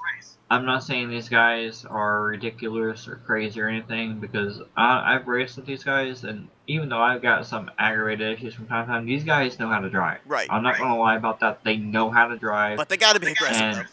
No, I'm not saying. I'm not saying. I know they know how to drive, but I feel in my mind and my, heart that we're gonna have another caution. Oh yeah. That's just how I feel based on this track here. It's not none of these guys doing. It's just it's California. It happens. No matter which track you go to, it's California stuff, right? Absolutely. It's Terry Bombard and Dave Melson now the front row here for this restart. We know that at least about half the field can make it on fuel. Big question marks for the top 10 here as a green flag in the air, and Andrew Miller up into the wall. Seth, we're racing to the end, back to the caution now. The caution does come out. Right. So. Not sure what just happened with the 47. He pulled up to the back bumper of the 038 to give him a push. And then he went all the way up to the third lane. I don't know if he might have bumper grabbed off of Melson with Melson blinking there or what. But now Miller is kind of out of the picture for the moment for this race. 3 wide with Miller. Now they're starting back. Frank's blinking again back here. So looking at the 88 of Grant Wesley trying to charge his way up. Right up the track into close to the wall up there. Robbie Nice has went way up going there. Back down. Running the 22 out of room a little bit there. Is in the middle of a 3 wide with Ron Hagelin to his inside. Up at the front. Battle for the lead. Melson to the bottom. 3 wide, oh, sorry, that's actually Schilling. Robbie on the outside. Robbie's going to hit the wall, I would imagine here. Oh, well, he backed it way down. Lost a ton of positions on that. Ryan Schilling looking for 2 in a row. Gets around Terry Bombard for 3 the wide race lead. Back here with Greg Palmer. Also 3 wide. Further up there, JT Mayhew into Jeff Supta. Mayhew's around. Supta into the wall. Caution will wave. I don't think JT got a lot of damage off of that. Just a little bit of a little kiss on the front of the machine on the wall. Nothing too bad, I don't think. It was a tight 3 wide with Andre Mahjong, JT Mayhew, and Jeff Supta. Mayhew was the truck in the middle. He bounced up into the 11 and then snapped around. Race back, by the way. So Schilling over Bombard and Melson, looks like. Oh, the pace truck just went right through. I know, the pace truck probably is going to kill people. But, fortunately, this isn't Enter 2002. Don't go there. We don't talk about Enter 2002. Okay. But, yeah, I'm sorry. I mean, when I'm way back and I'm seeing a dark orangey red machine, I think that's Palmer or Jim Black. Sorry. Because of the Hooters and the Realtree. Right. And the far back if you're several trucks back. So that's my mistake on that. I'm sorry. I didn't see that it was JT. But the good news is if you look at that replay set, JT doesn't look like he got a lot of damage off of that. So I think he should be okay. Made but he's probably more going to get tires. With just the rear of the truck than anything. He's going to get tires, that's for sure. Oh, yeah. Here it is again. Is Andre coming down?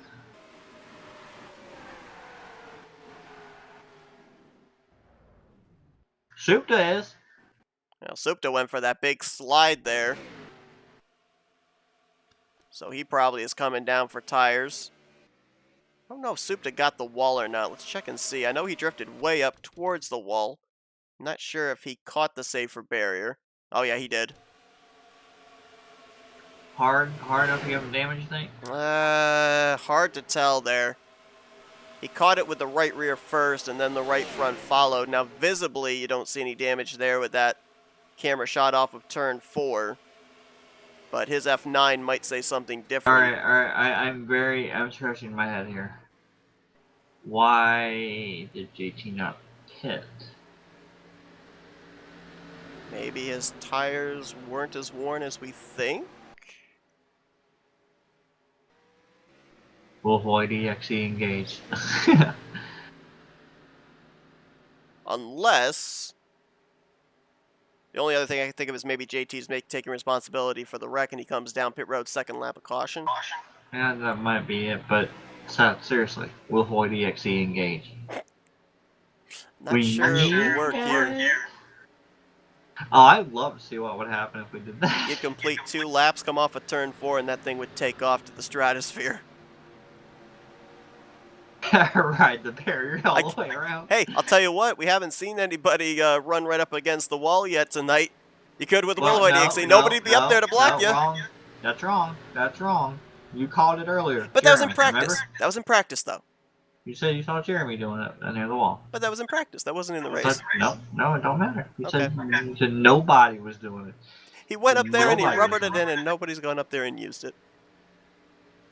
So he laid all that rubber down for nothing. For nothing.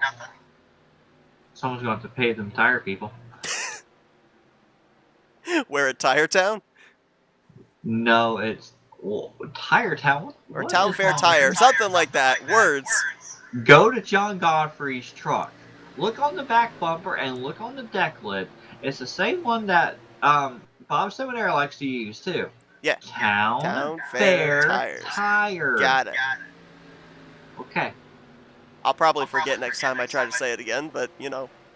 Well, it's okay. You'll have Michael, and Michael's entertaining in himself. True. So... Anyway, we got Schilling up here at the front. Back on track. Yeah. So these are literally the back on cautions track. that these drivers were obviously hoping for. I don't know. We're probably going to get the green. If we get 1 to green, it's going to be 6 laps to go. JT did come down. They might have saved enough.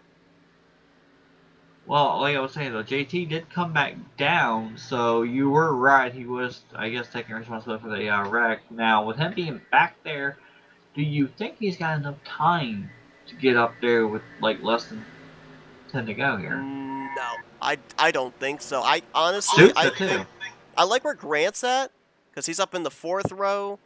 Ronnie Sullins is in the 10th row there. I think they'd have a shot, but based on the fact there is the possibility we could have another caution come out, I feel like you need to be at least up in the 3rd or 4th row to have a shot at this win. Even if you got the fresh tire advantage. You got Metallic back here running, I believe, in 13th at this point, and then behind him, like we were saying, we had Jeremy's back there, Supta's back there as well. I mean, so you're technically saying in your mind you feel you're ruling them out as a possible going to get the win here. They'd have to have a lot go their way, I feel. I think they're just too far back. I mean, this race is completely flipped on its head. We were talking in the early going about Jeremy Jeffries and Grant Wesley, Jeff Supta, Josh Metallic. Now none of them are even up inside of the top 6 here for this potential final restart of the night. Alright, so I'll make a deal. If that happens, I will close my computer top. If Supta or Schilling come up there and I'm not Schilling, Supta or Metallic or Jeremy come up there and they win, I will close my laptop, and before I go, I will say I'm done, and I will just close and just be gone. I'm kidding. Either that or we check them for the Wilhoy DXC. Nah. I don't think they would have the Wilhoy DXC out, but I would think they would probably borrow the old Schilling motors, probably. Oh, let's not talk about the Schilling motors. That's a dark day in history. They use the Schilling motors to their advantage, and that's how they can do it. They know how to make it work, and Schilling just tried to get better equipment, didn't realize that there was something special there that he didn't realize. Just 3 taps of the wrench on the header. Yes. That's all it takes. Yes, that's all it takes. All right, Seth. We're gonna have about what 6 laps to go here. Looks like it. 6-lap shootout. I think we've got enough laps if the caution immediately came out for maybe a 1-lap shootout, but we are fast approaching that point of no return where the next flag could end the race. So we'll see what happens here. Schilling, Terry Bombard the front row, Melson, Martin, and Godfrey the top 5. Keep an eye. Andrew Miller way Oh, up we're there again. spinning in the back, and around they go. That's going to bring out a yellow, I do believe. Still green. Yep, caution. There it is. Oh, JT almost got Robbie. We're going to stay here with the leaders at this race back because this could be the race back to the checkered flag potentially. We could get back green with a 1-lap shootout. There's enough laps, and They're racing really hard back here, that's for sure. they know that this is probably it. Terry Bombard to the inside of Dave Melson for 3 second. wide back here with Metallic, Frank Regard, and Palmer. Oh, there contact goes between- Jeffries. Jeffries around in the back as Schilling leads us there's back more. to caution. There's more back here. Mahjong, Miller, Supta. Hewlick, I think, got a piece. Yep. Was that the race-ending yellow? If it was, Brian Schilling, if he's got enough fuel, may have just picked up his second win in a row. Now we have 25 drivers running, all on the lead lap, so we wouldn't have an extra lap of pacing for a lap-down truck.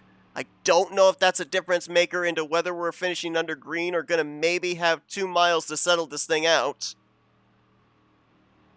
Let's go back and see what happened. This was at the very rear of the field. The first truck I saw out of shape was Robbie Nice, and then it was kind of like a chain reaction that eventually had the 338 spinning.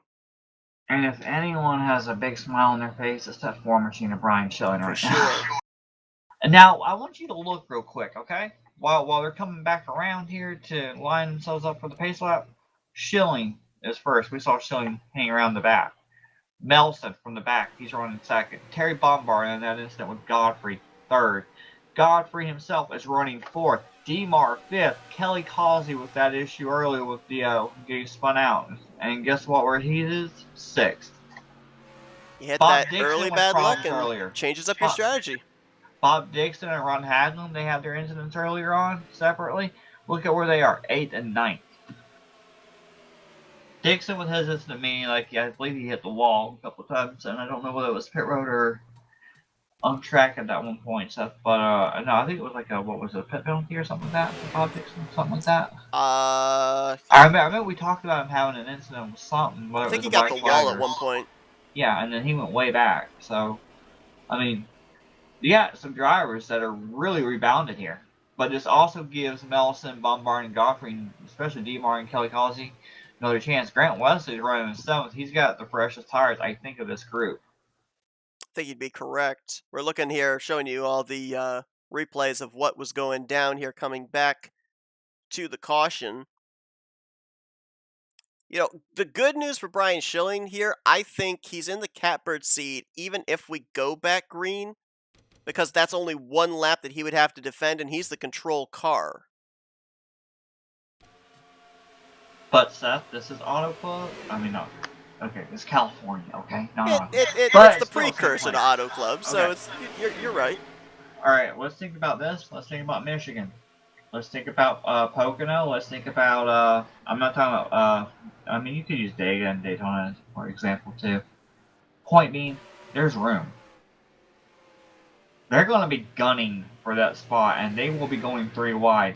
Some of these guys up front, ahead of Grant, and some of them that are around Grant, they have really worn tires. Will it hold? Will it stick? That's what we got to figure out now. Yeah, and you say there's room though, but we haven't really seen anybody venture up to that 3rd or 4th lane. Would Grant Wesley, if he's up on the outside on this restart, would he go up there with those fresh tires? No, he would be on the bottom. But what I'm saying is, if they can get 3 wide, that opens up another possibility. Making it 4 wide is a possibility. Yeah, 3 wide. I'm referring to mainly on the straightaway in the backstretch. Well, we are a mile away from finding out If this 9th race of the season is going to end under yellow, and Brian Schilling will be picking up his 2nd win in a row. We talked about coming into tonight, Metallic, Jeffrey Supta separated by 9 points. Schilling is the guy on the outside of that battle looking in, 43 points back. Closed up that gap quite a bit with his victory at New Hampshire and would close it up even more for the championship heading into the second half of this season. Where would he be? If he were to close this out? If he wins, where would he be at? I think he would still be 4th. He would close the gap up between himself and the top 3, but I don't think mathematically a win would get him up even as high as 3rd. I think he would still be holding the 4th spot. The gap between him and the points lead would certainly close up, though. And now we find out, what does the pace truck do? Do the lights stay on? Do they go off? They have to go off this time for us to get a one-lap shootout. Yep, there they go. There they go. What does Larry McReynolds say? Reach up there, pull those belts tight one more time. And all I'm thinking about is Joey Logano's quote, sucks. All right. I 2 miles to settle this thing out. Andy J's words are replaying in the mind of Brian Schilling right now. I think just about every driver up inside of this top 10 is having that thought process. There's going to be very little lifting going on here through these corners. If you've got to run, you've got to take it. Schilling and Melson, the front row. Terry Bombard and John Godfrey, 2nd and 3rd. Richard Martin right now in the 5th position with Kelly Causey in 6th. Grant Wesley 7th. 8th place is Bob Dixon, Ron Hagelin, and Rodney Sullins, the top 10. 8 of the top 10 looking for their first win on the season. The only former winners up there, your leader Brian Schilling and Sullins back in the 10th position. Who's going to get this checkered flag? Who's going to start off the second half of this season with a ton of momentum? White flag's about to come out, so they're going to be extremely aggressive. There's going to be a lot going on, and you might want to use your catchphrase here for that last lap. Absolutely. We're staying here with the leaders on this last lap. Any wreck that takes place here from turn 1 to the checkered flag, we'll look back after post-race, because we're about to bring you the finish here tonight. In the 9th race of the Lightning Truck Series for Rolling Thunder Gaming, Brian Schilling, that Square D Ford, gets us back under green. Green and white displayed at the same time. Side by side, there's a little bit of a breakup here. It looks like Grant's going to try to force it in the middle here. About everybody in the top 5 on equal footing as far as tires are concerned. Well, not exactly. We got one drifting up here in the middle. I think about 5 drifting up there. There they go. There they go. John Godfrey around. We race back here. Josh got through it. Grant got through it, but I don't think they got enough time to run down the top 2. I think this is Schilling's race right here to lose at any point given time. I think Schilling's got this, Seth. 4.5 truck lengths back to Dave Melson. Off of turn 4, the strategy call will work for Brian Schilling. 2 in a row in the Lightning Truck Series for Brian Schilling, who played the strategy all the way back about 3 cautions ago, gained the track position, and never looked back. Not gonna lie, that was a really, really well called call by Brian Schilling. For sure.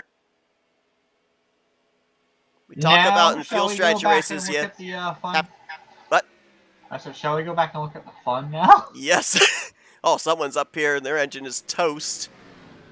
And nobody wrecked Schilling. Is that Tom Dixon up there, I think, perhaps? No, nobody's wrecked Schilling. Schilling's still alive.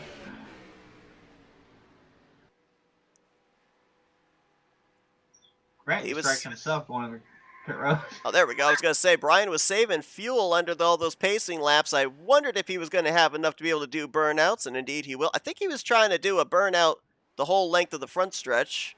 Yeah. Now he's going to do it on the flat apron. That's probably a better idea. So he's gone from a truck to an NHRA drag car. And that Bobby Hamilton throwback number 4 Square D machine. All nice and blue and pretty. Pace truck passing by, offering congratulations. Brett Bodine saying, I wish that were me. Yeah.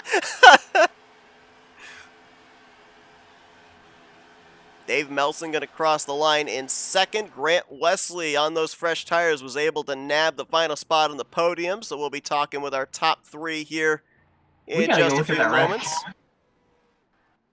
I think someone just flew. Hold on. Yep, someone just flew. Jeremy Jeffries just clobbered. I think it was John Godfrey on pit road.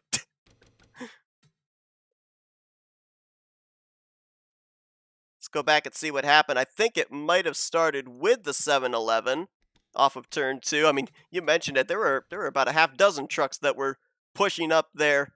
I'm looking at off of turn Terry. 2. Terry comes up there 3 wide. DMAR tapped barely the edge of John Godfrey going into. I mean, and that's what set it off. Rodney Sullins gets clipped. Oh, Greg Palmer up and look over. Look at Metallic barely getting through that. Andre Charest involved. Oh, gosh. Then Tom Dixon and Cy Jones up in turn 3. Both drivers into the catch fence. Yeah, they said, why not? It's over. That explains why the 45 had that black smoke pouring from underneath him when the leader was coming off of 4. Hey, can we have fun? It's like, yeah, that's over. Don't worry. Shillings won. Now let's all have fun. At least we get some fun now. Let's get some TV time with a really, really bad wreck. Hey, get a breath of fresh air by going up in the sky. That's air. But honestly, Seth, that was a really, really aggressive move, but it had to be done. And it did. I mean, I'm not gonna fault DMAR for that. DMAR tried to get to the inside of Godfrey and just barely touched him, and that's what happens when you get these one-lap shootouts. And there's always no harm, no foul with these guys. But well, even there, like with the one shot that we had there off of turn 2, it almost looked like there was like a hitbox thing. It was almost like it wasn't even clear. I really didn't see the contact. Yeah, I didn't either. The actual touching, but it has to be like netcode, you know. Yeah, I think that's exactly what it was. But you're talking about the hitbox. It could have been the hitbox being a little bit further out than what we see. Yep. But labeled when Godfrey was up there, and then you had DMAR making that inside move on Godfrey at that point. You knew that's where the contact was. But the problem is there's no contact. It's called netcode, and we hate it so doggone much. And we can say it here on NR. We can't say it on iRacing, but we can say it on NR. It's Gap Whack over Your on iRacing. channel has been flagged. All right, so we got Schilling with the lead and the win, like we said. Dave Nelson, Grant Wesley, Josh Metallic, Kelly Causey, top 5. Bob Dixon, Frank Rivard, Supta with a nice comeback from being in the backlight where he was. Bob LaChance and Jeremy Jeffries rounded up the top 10. Doug Hewlett, John Van Gorder, Andrew Miller, JT Mayhew with a comeback in 14th. I'm sure he was doing pretty good at that front until that incident happened. So I feel bad for JT. Jim Black in 15th. DMAR with a really good run till the little calamity corner there. Unfortunately, he finishes back in 16th. Andre Charest, Terry Bombard, who looked like he had a good run going. John Godfrey, same. Greg Palmer back in 20th. Rodney Sullins, 21st. 22nd, Tom Dixon. Ron Hagelin and Cy Jones are scored a lap down, but I do believe they finished only lap. I think that's a scoring issue at the very end, Seth, I would imagine. I think so. I think the standings became official before they crossed the line. Yeah. And then you've got Robbie Nice's, Andre Marjan, and Bobby Farrell, 3 retirees, 25th, 26th, and 27th. So not too bad. Shall we get to the fun, Seth? We shall, as we'll be heading into our FRM post-race wind down. I think just based off eyeballing it, I think Josh Metallic he got that victory back at, or was it, RTR Super Speedway, but he's been consistent in the other races and consistent again today in the top 5 ahead of both Jeremy Jeffries and Jeff Supta, so I think he'll maintain the points lead, but it will be interesting to see when everything's calculated just how closely Brian Schilling, with his second win in a row, has been able to close in and put his name into the bid for the championship down this home stretch. Josh Metallic trying to play a Dante card of saying, you know what, I don't have to win. I just need to be consistent. And I can win the championship. What is it that Richard Martin said? Something like rinse and repeat or something like that? Or that might have been a Despirito quote. Can't remember. One or the other. One way or another, they're both champions. Yep, exactly. All right, let's see if we could dial up our podium finishers, and let's get inside the mind of the guy that had the fresh tires and really had to put the pedal to the metal on those last couple of restarts. Brings it home in third. Let's see if we can talk with Grant Wesley. User was moved Hey, to your Grant, Justin channel. Seth up here in the FRM booth. You got us? Yep, got you. Well, I mean, we knew that this race, just based on the fact we saw it was 3x, we knew the number of laps you guys had by Ralph calculations. You were going to have to make at least 4 pit stops, and we knew the cautions were going to kind of muddy the waters in terms of what your fuel numbers were going to be. You made the call, came down pit road, got the fresh tires, restarted back around the 9th, 10th position, had those restarts to try and fight your way up to the front there. Did you need the long green flag run to be able to get back up to the front? Did those cautions just kill the momentum of those fresh tires' advantage? Oh man, it's such a fun race until the last, what was that, 15 laps or so. Yeah, we came down, we got fresh tires. Actually, I only took rights because I wanted to make sure I still had track position because I knew it was important. And my lefts weren't hurt too bad at that point, so I took rights, and I was going to be pretty good, I thought. And yeah, we actually restarted 16th there with 11 laps to go. And if it would have went green all the way to the finish, we would have been in good shape. We would have had to work hard for it, but I think we could have got there.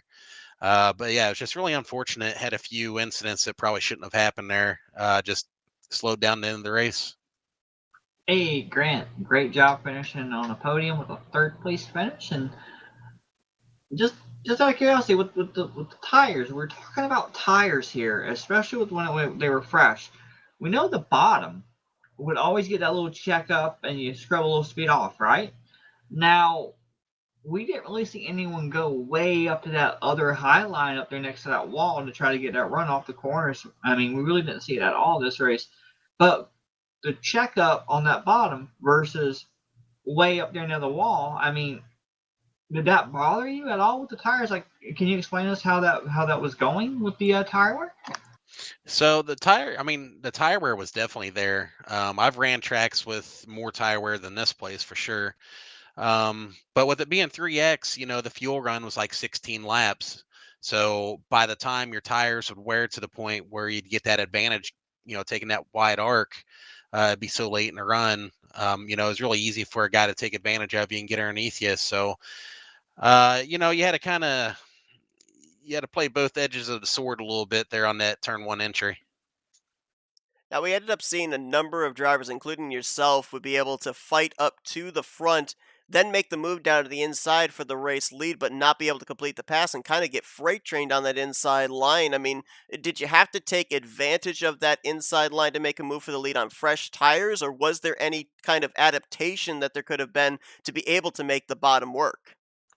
Yeah, definitely.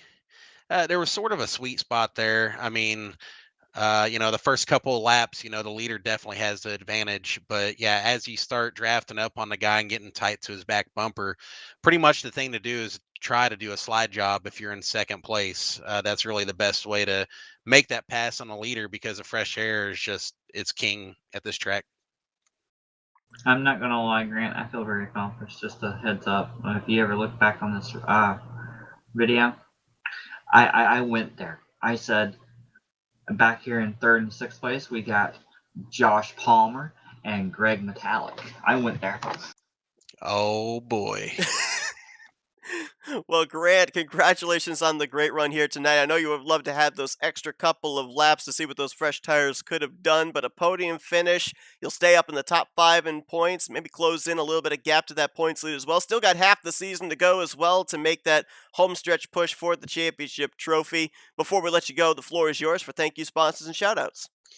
Yeah, congratulations to Brian Chillen for winning the race. He was fast all night. He was going to be in the hunt at the end no matter what. So, yeah, you're in this one. So, congratulations to him.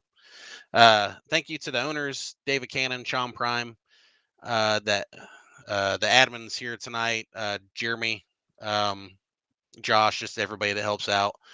FRN, thank you guys for taking time out of your schedules to do this broadcast for us. We always appreciate that.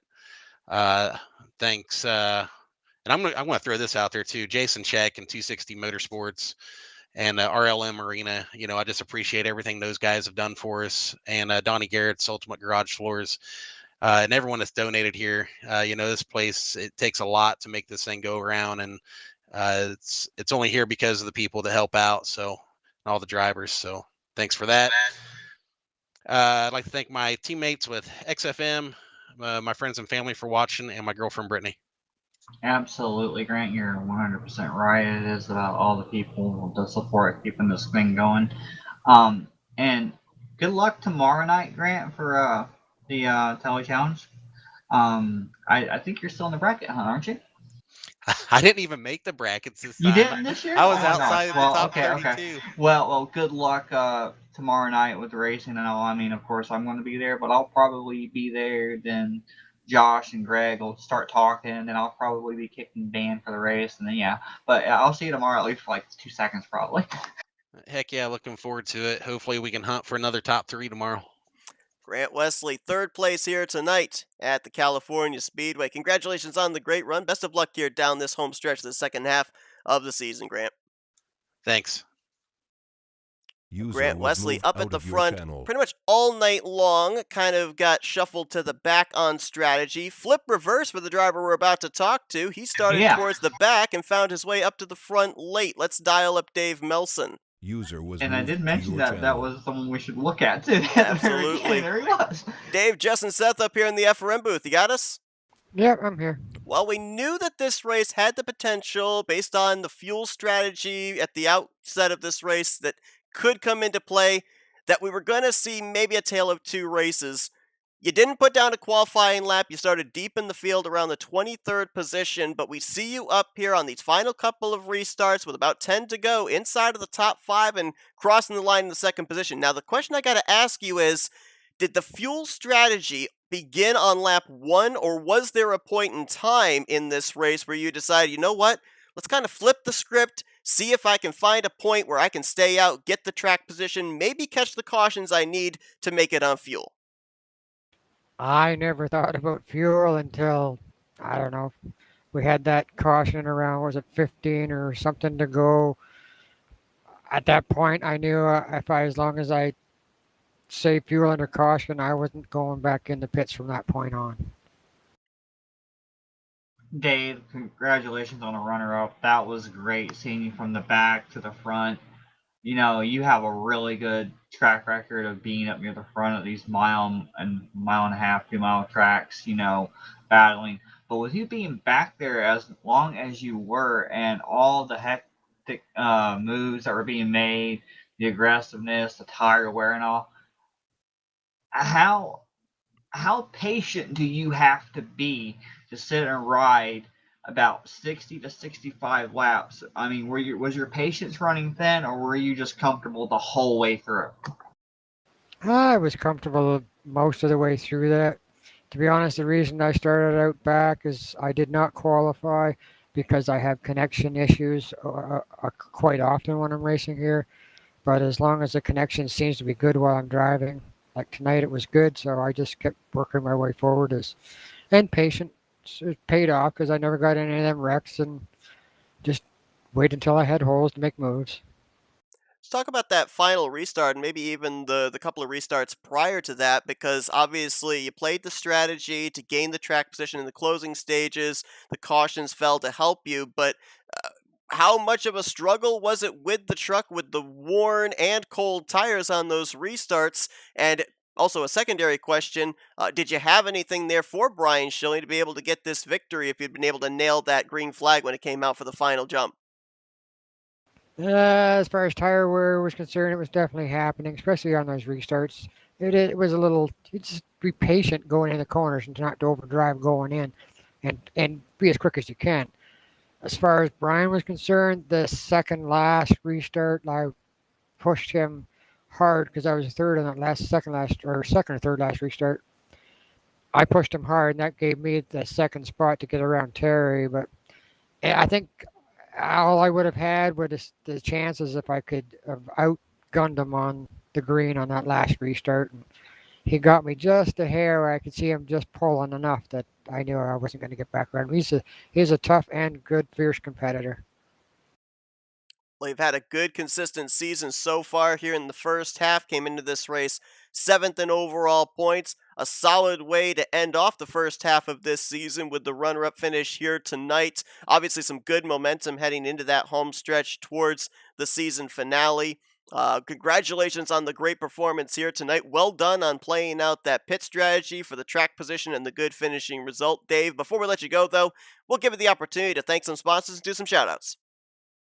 Yeah, definitely got to thank the guys with the RLM Arena, all the guys here at RTG that went through all the work they did to make sure this is still here recently. So, and you guys, I mean, without you guys putting the broadcast on for people to see it and make everybody aware of this series and the fun we have here.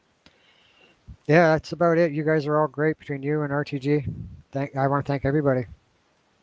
Dave Melson brings it home in the second position here tonight at California Speedway. Once again, congratulations on the job well done, keeping that thing under you on that final restart, bringing it home with a solid outing tonight, Dave. Thank you. And let's see if we can User go was down moved to out of victory your lane. channel. Second week in a row for Brian Schilling, so he joins Jeff Supta as the only repeat winner on the season here for the Lightning Truck Series. Let's see if we can dial up the driver of the number 4. User was moved Brian, to your Justin Seth channel. up here in the FRM booth. You got us? Yeah. Well, you know, I would like to say that I was right along with you in terms of your strategy here tonight, but it kind of perplexed me and surprised me. I don't know if I would have been able to pull off that same strategy. You were up front in the top 5 pretty much the entire first half of this race. Then you disappeared. You come to pit road, I think just said about 3 times under a caution period, and then slowly worked your way back up to the front there at the end on those final couple of restarts. Was that all according to plan, or did you have to kind of call a couple of audibles along the way? Definitely a couple audibles. I knew I didn't have the speed. I could not. I could get up to the front, but I could not make any passes once I got to like 3rd or 4th. So I didn't have anything to lose by just running off strategy. So we came up to that one. I was about a lap short on fuel, and then the yellows fell the way I needed them to, so that worked out good. Well, Seth, it's nice to see that we were close to the idea of the fuel thing. Yeah, we were almost there. We were in the neighborhood. Yeah, we were almost there. Brian, congratulations on the win. Good job going back to back 2 in a row. How does your mentality change knowing that we're at the midpoint of the season of the Lightning Challenge, and now you're closing in slightly? You don't have a point lead, but you're closing in. How does your mentality change at this point in time, getting 2 in a row, aiming for that championship? Just keep doing what I'm doing. Do you just ride now, or do you actually keep trying to go for the wins always? No, I just keep doing what I always do and just plug away and get what I can. If I'm not the fastest guy a certain night, don't do anything crazy.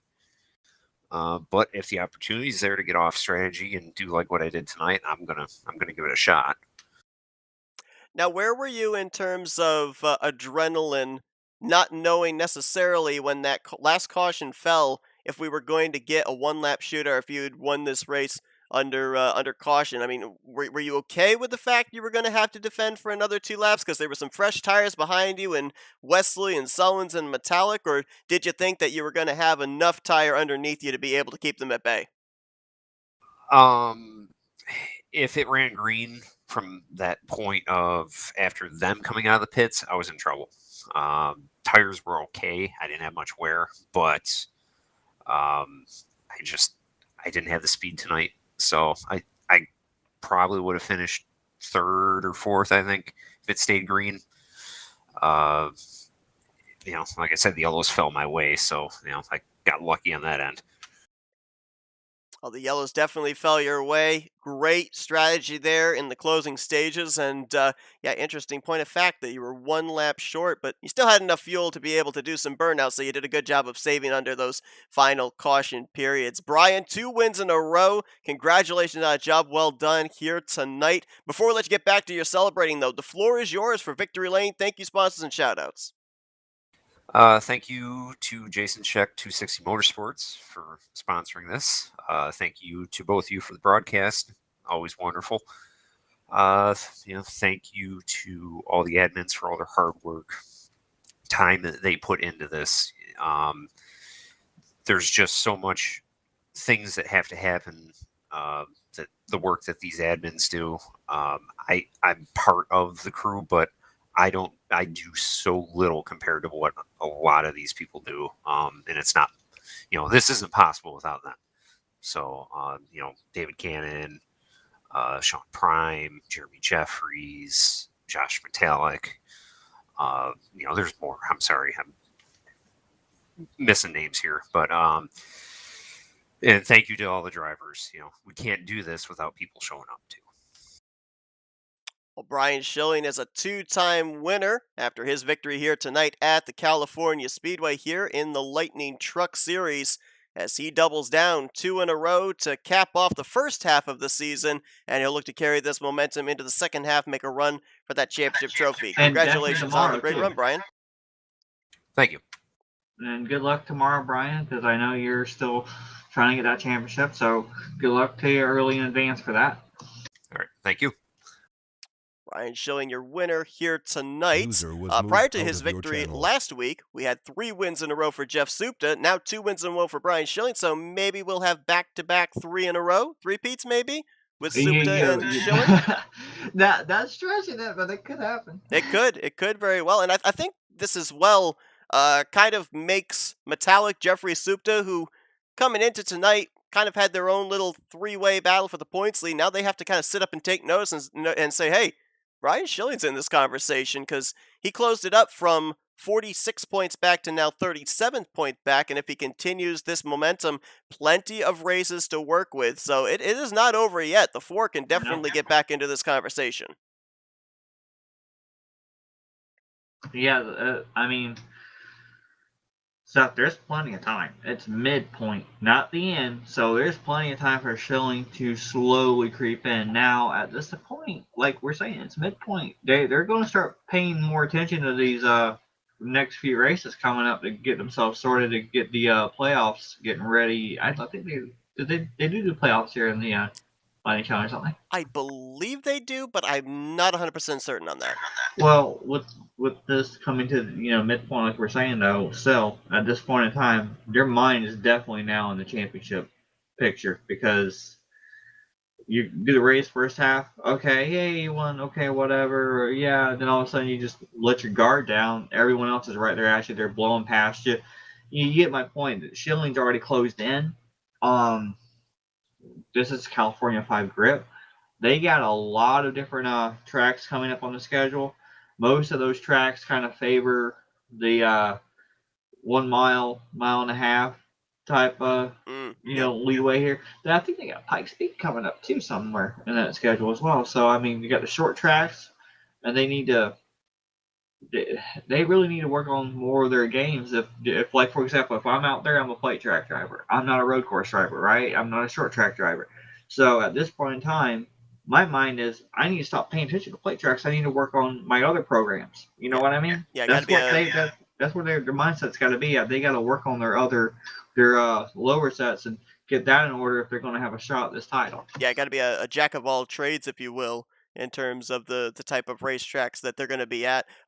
Interesting point of note too. We didn't really talk about this during the broadcast, but they have 3 tracks that they go to. They've already been to 1. They're going to be coming up to 1 in a couple of weeks' time, and then the season finale in what is called the Double Rumble, where they run 2 races at the same racetrack. They did Iowa a few weeks ago. They got Indy coming up. Yep, in about 2 weeks' time, and then even the season Texas finale World. is a double rumble at Texas World. So yeah, that's you think that there's pressure with just 1 race? How about 2 races on the same night? And I do want to point out Texas World.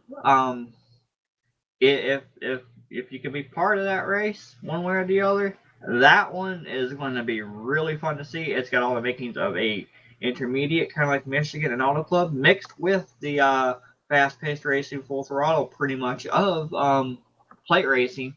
And a lot of strategy is going to be called on that pit road, definitely. And Seth, I do want to bring up something real quick before we go. The FRN schedule is going to be, we're going to be broadcasting tomorrow night at Tally Challenge. What else we got coming up? As far as I'm aware, we got the Tally Challenge coming up on tomorrow night, and then I believe that the next time we'll be back on screen will probably be next Thursday night. We are not going to be having the Body Shop Super Speedway Series this Friday night. Unfortunately, there's some scheduling conflicts, but we should be continuing on that broadcast for that series next Friday evening. And then aside from that, I believe that's all we've got, at least for this week. Well, also throw out a shameless plug to I mean, yeah, they might be quote unquote rivals. They're not I a guess rival. you could say. They're I mean, not a they, rival. they could be labeled as rivals if you're Matt Rod. But anyway, we got to look at the fact that our good friends over in JTN, Joe Tawinski, Joseph Weaver, Ricky Collette, Tommy Bordeaux. I mean, they do a great job at broadcast. I think Mikey Miranda does it too. I'm not really sure. Dewey But Schramm. I don't know the other guys. I only know the guys for Fasterly. Okay. But I mean, they're kind enough to always throw in, their support and whatnot for not just podcasting, but Race LM as well, to try to help things go along. Their support for many years being in Fast, Racing League, SRA group, etc. So we do have the honor and privilege of having them broadcast the what is it, the 8th or 7th? Actually, I didn't even put an annual on there because I forgot myself. I just put on the year just as a cop out. But go ahead and do the promotion while I'm trying to think that one. Yeah, we got the 2024 NSRA Daytona 500K. You'll actually see quite a number of drivers that you saw here tonight taking part in that. It's going to be this Friday night, 9 p.m. Eastern Standard Time over on JTN. Should be a good one. I mean, I hate to bring this up, but it was the closest finish we've ever had in SRA online, and I think the closest finish JTN ever had 1 year ago. Why? Some guy named Grant Wesley got you by, what was it, 1/1000th of a second? You know what I think is funny though? I don't want to point. I just want to point this out. I lost to a seminary at Talladega, like 2 or 3 years ago? By about, I think it was And 16 1/1000ths. that right there was the closest finish we had. Yep. At that point. And then we go around and we beat it, and that was last lap at the line. Yep. And then what was it, last year? I didn't come down to block Grant because I kind of had my faith put in a certain group of people named Cody Lamas and Seth Cole, who happens to be a broadcaster. At least I thought he was, a good driver until he ditched me in turn 4 because he got loose. But anyway, I lost my help. Okay. Yeah, you lost your talkies, is what you lost. I lost my exit buddy, Matt Rudd. But the point being, that was a really good finish as well. That's the closest finish. I don't think we're ever going to replicate that. I doubt it. Who knows? But, Tune in yeah, Friday night. Maybe we will. Well, I mean, it may not be me, it may not be Grant, it may be us, it may be one of us, but I don't know if Grant's going to be able to make it. But the point being, it was exciting. It may be exciting again. Only one way to find out, and that's to tune in and watch us pretty much be silly and crazy and be boring, however you feel. Yep. I'll be the cookout car up in the catch fence at some point. But thanks to everybody that tuned into our coverage here tonight. Congratulations to Brian Schilling taking the final race of this first half of the season for the Season 61 RTG Lightning Truck Series. First time that we've actually gotten to see the trucks on track as far as this mod, I do believe, under the RTG banner. So really cool race here tonight. Huh? I do like this mod. Oh, I do too. I do too. Wait. Our first Daytona race, that was okay, I'm having flashback. Was that the one where I got me and Shane at off of 4, Shane Sides, off of 4 at Daytona, where I went through the grass and I made that mistake. I think I got clipped or bumper grabbed or something, and I got in the trial and Shane went on, and I think he was he the one that won the race? I think so. It was like 4 to go, something like that. Although, well, actually... I was a 9. I think I was the 9 Napa machine, wasn't I? I think that was actually a Talladega race. No. It was Daytona. Was it Daytona? Yeah. I'll have to go back and look. I've got the export. I'll have to look and see. It's like first or second one that we did. Is that when he was... Anyway. Yeah, anyway. We'll figure that out. But thanks, everyone, for tuning in tonight. Hope you guys enjoyed our coverage. Yeah, as I said, I believe the next time we'll be back here for an FRN broadcast will be tomorrow night, and then after that will be next Thursday night as we're continuing on the playoff run here for season 61 of the Talladega Challenge series. So tomorrow night, 9 p.m. Yep. Eastern Standard And- Time. Be sure to join us for that. And if I am not wrecked, technically, if I'm not wrecked, I'm going to be racing. And if I am wrecked to the point I can't move in or do anything else, I'll pop up here with Seth and whoever guest he decides he wants to have, whether it's Andrew Miller or Michael Norman, if he's not in a ditch somewhere. Yeah, he might possibly be in a ditch. But thanks to you, Jess, as well, for your helping with the coverage here Yeah, tonight. last second, but you're welcome. Yeah, heck of a race here tonight. It was really exciting to be able to bring it to you folks, and hope you guys enjoyed our coverage. Until tomorrow night, though, for Jessica Shelton, I'm Seth Cole. Have a great rest of your Wednesday night as you've been watching another broadcast courtesy of FRN, the Flatout Racing Network.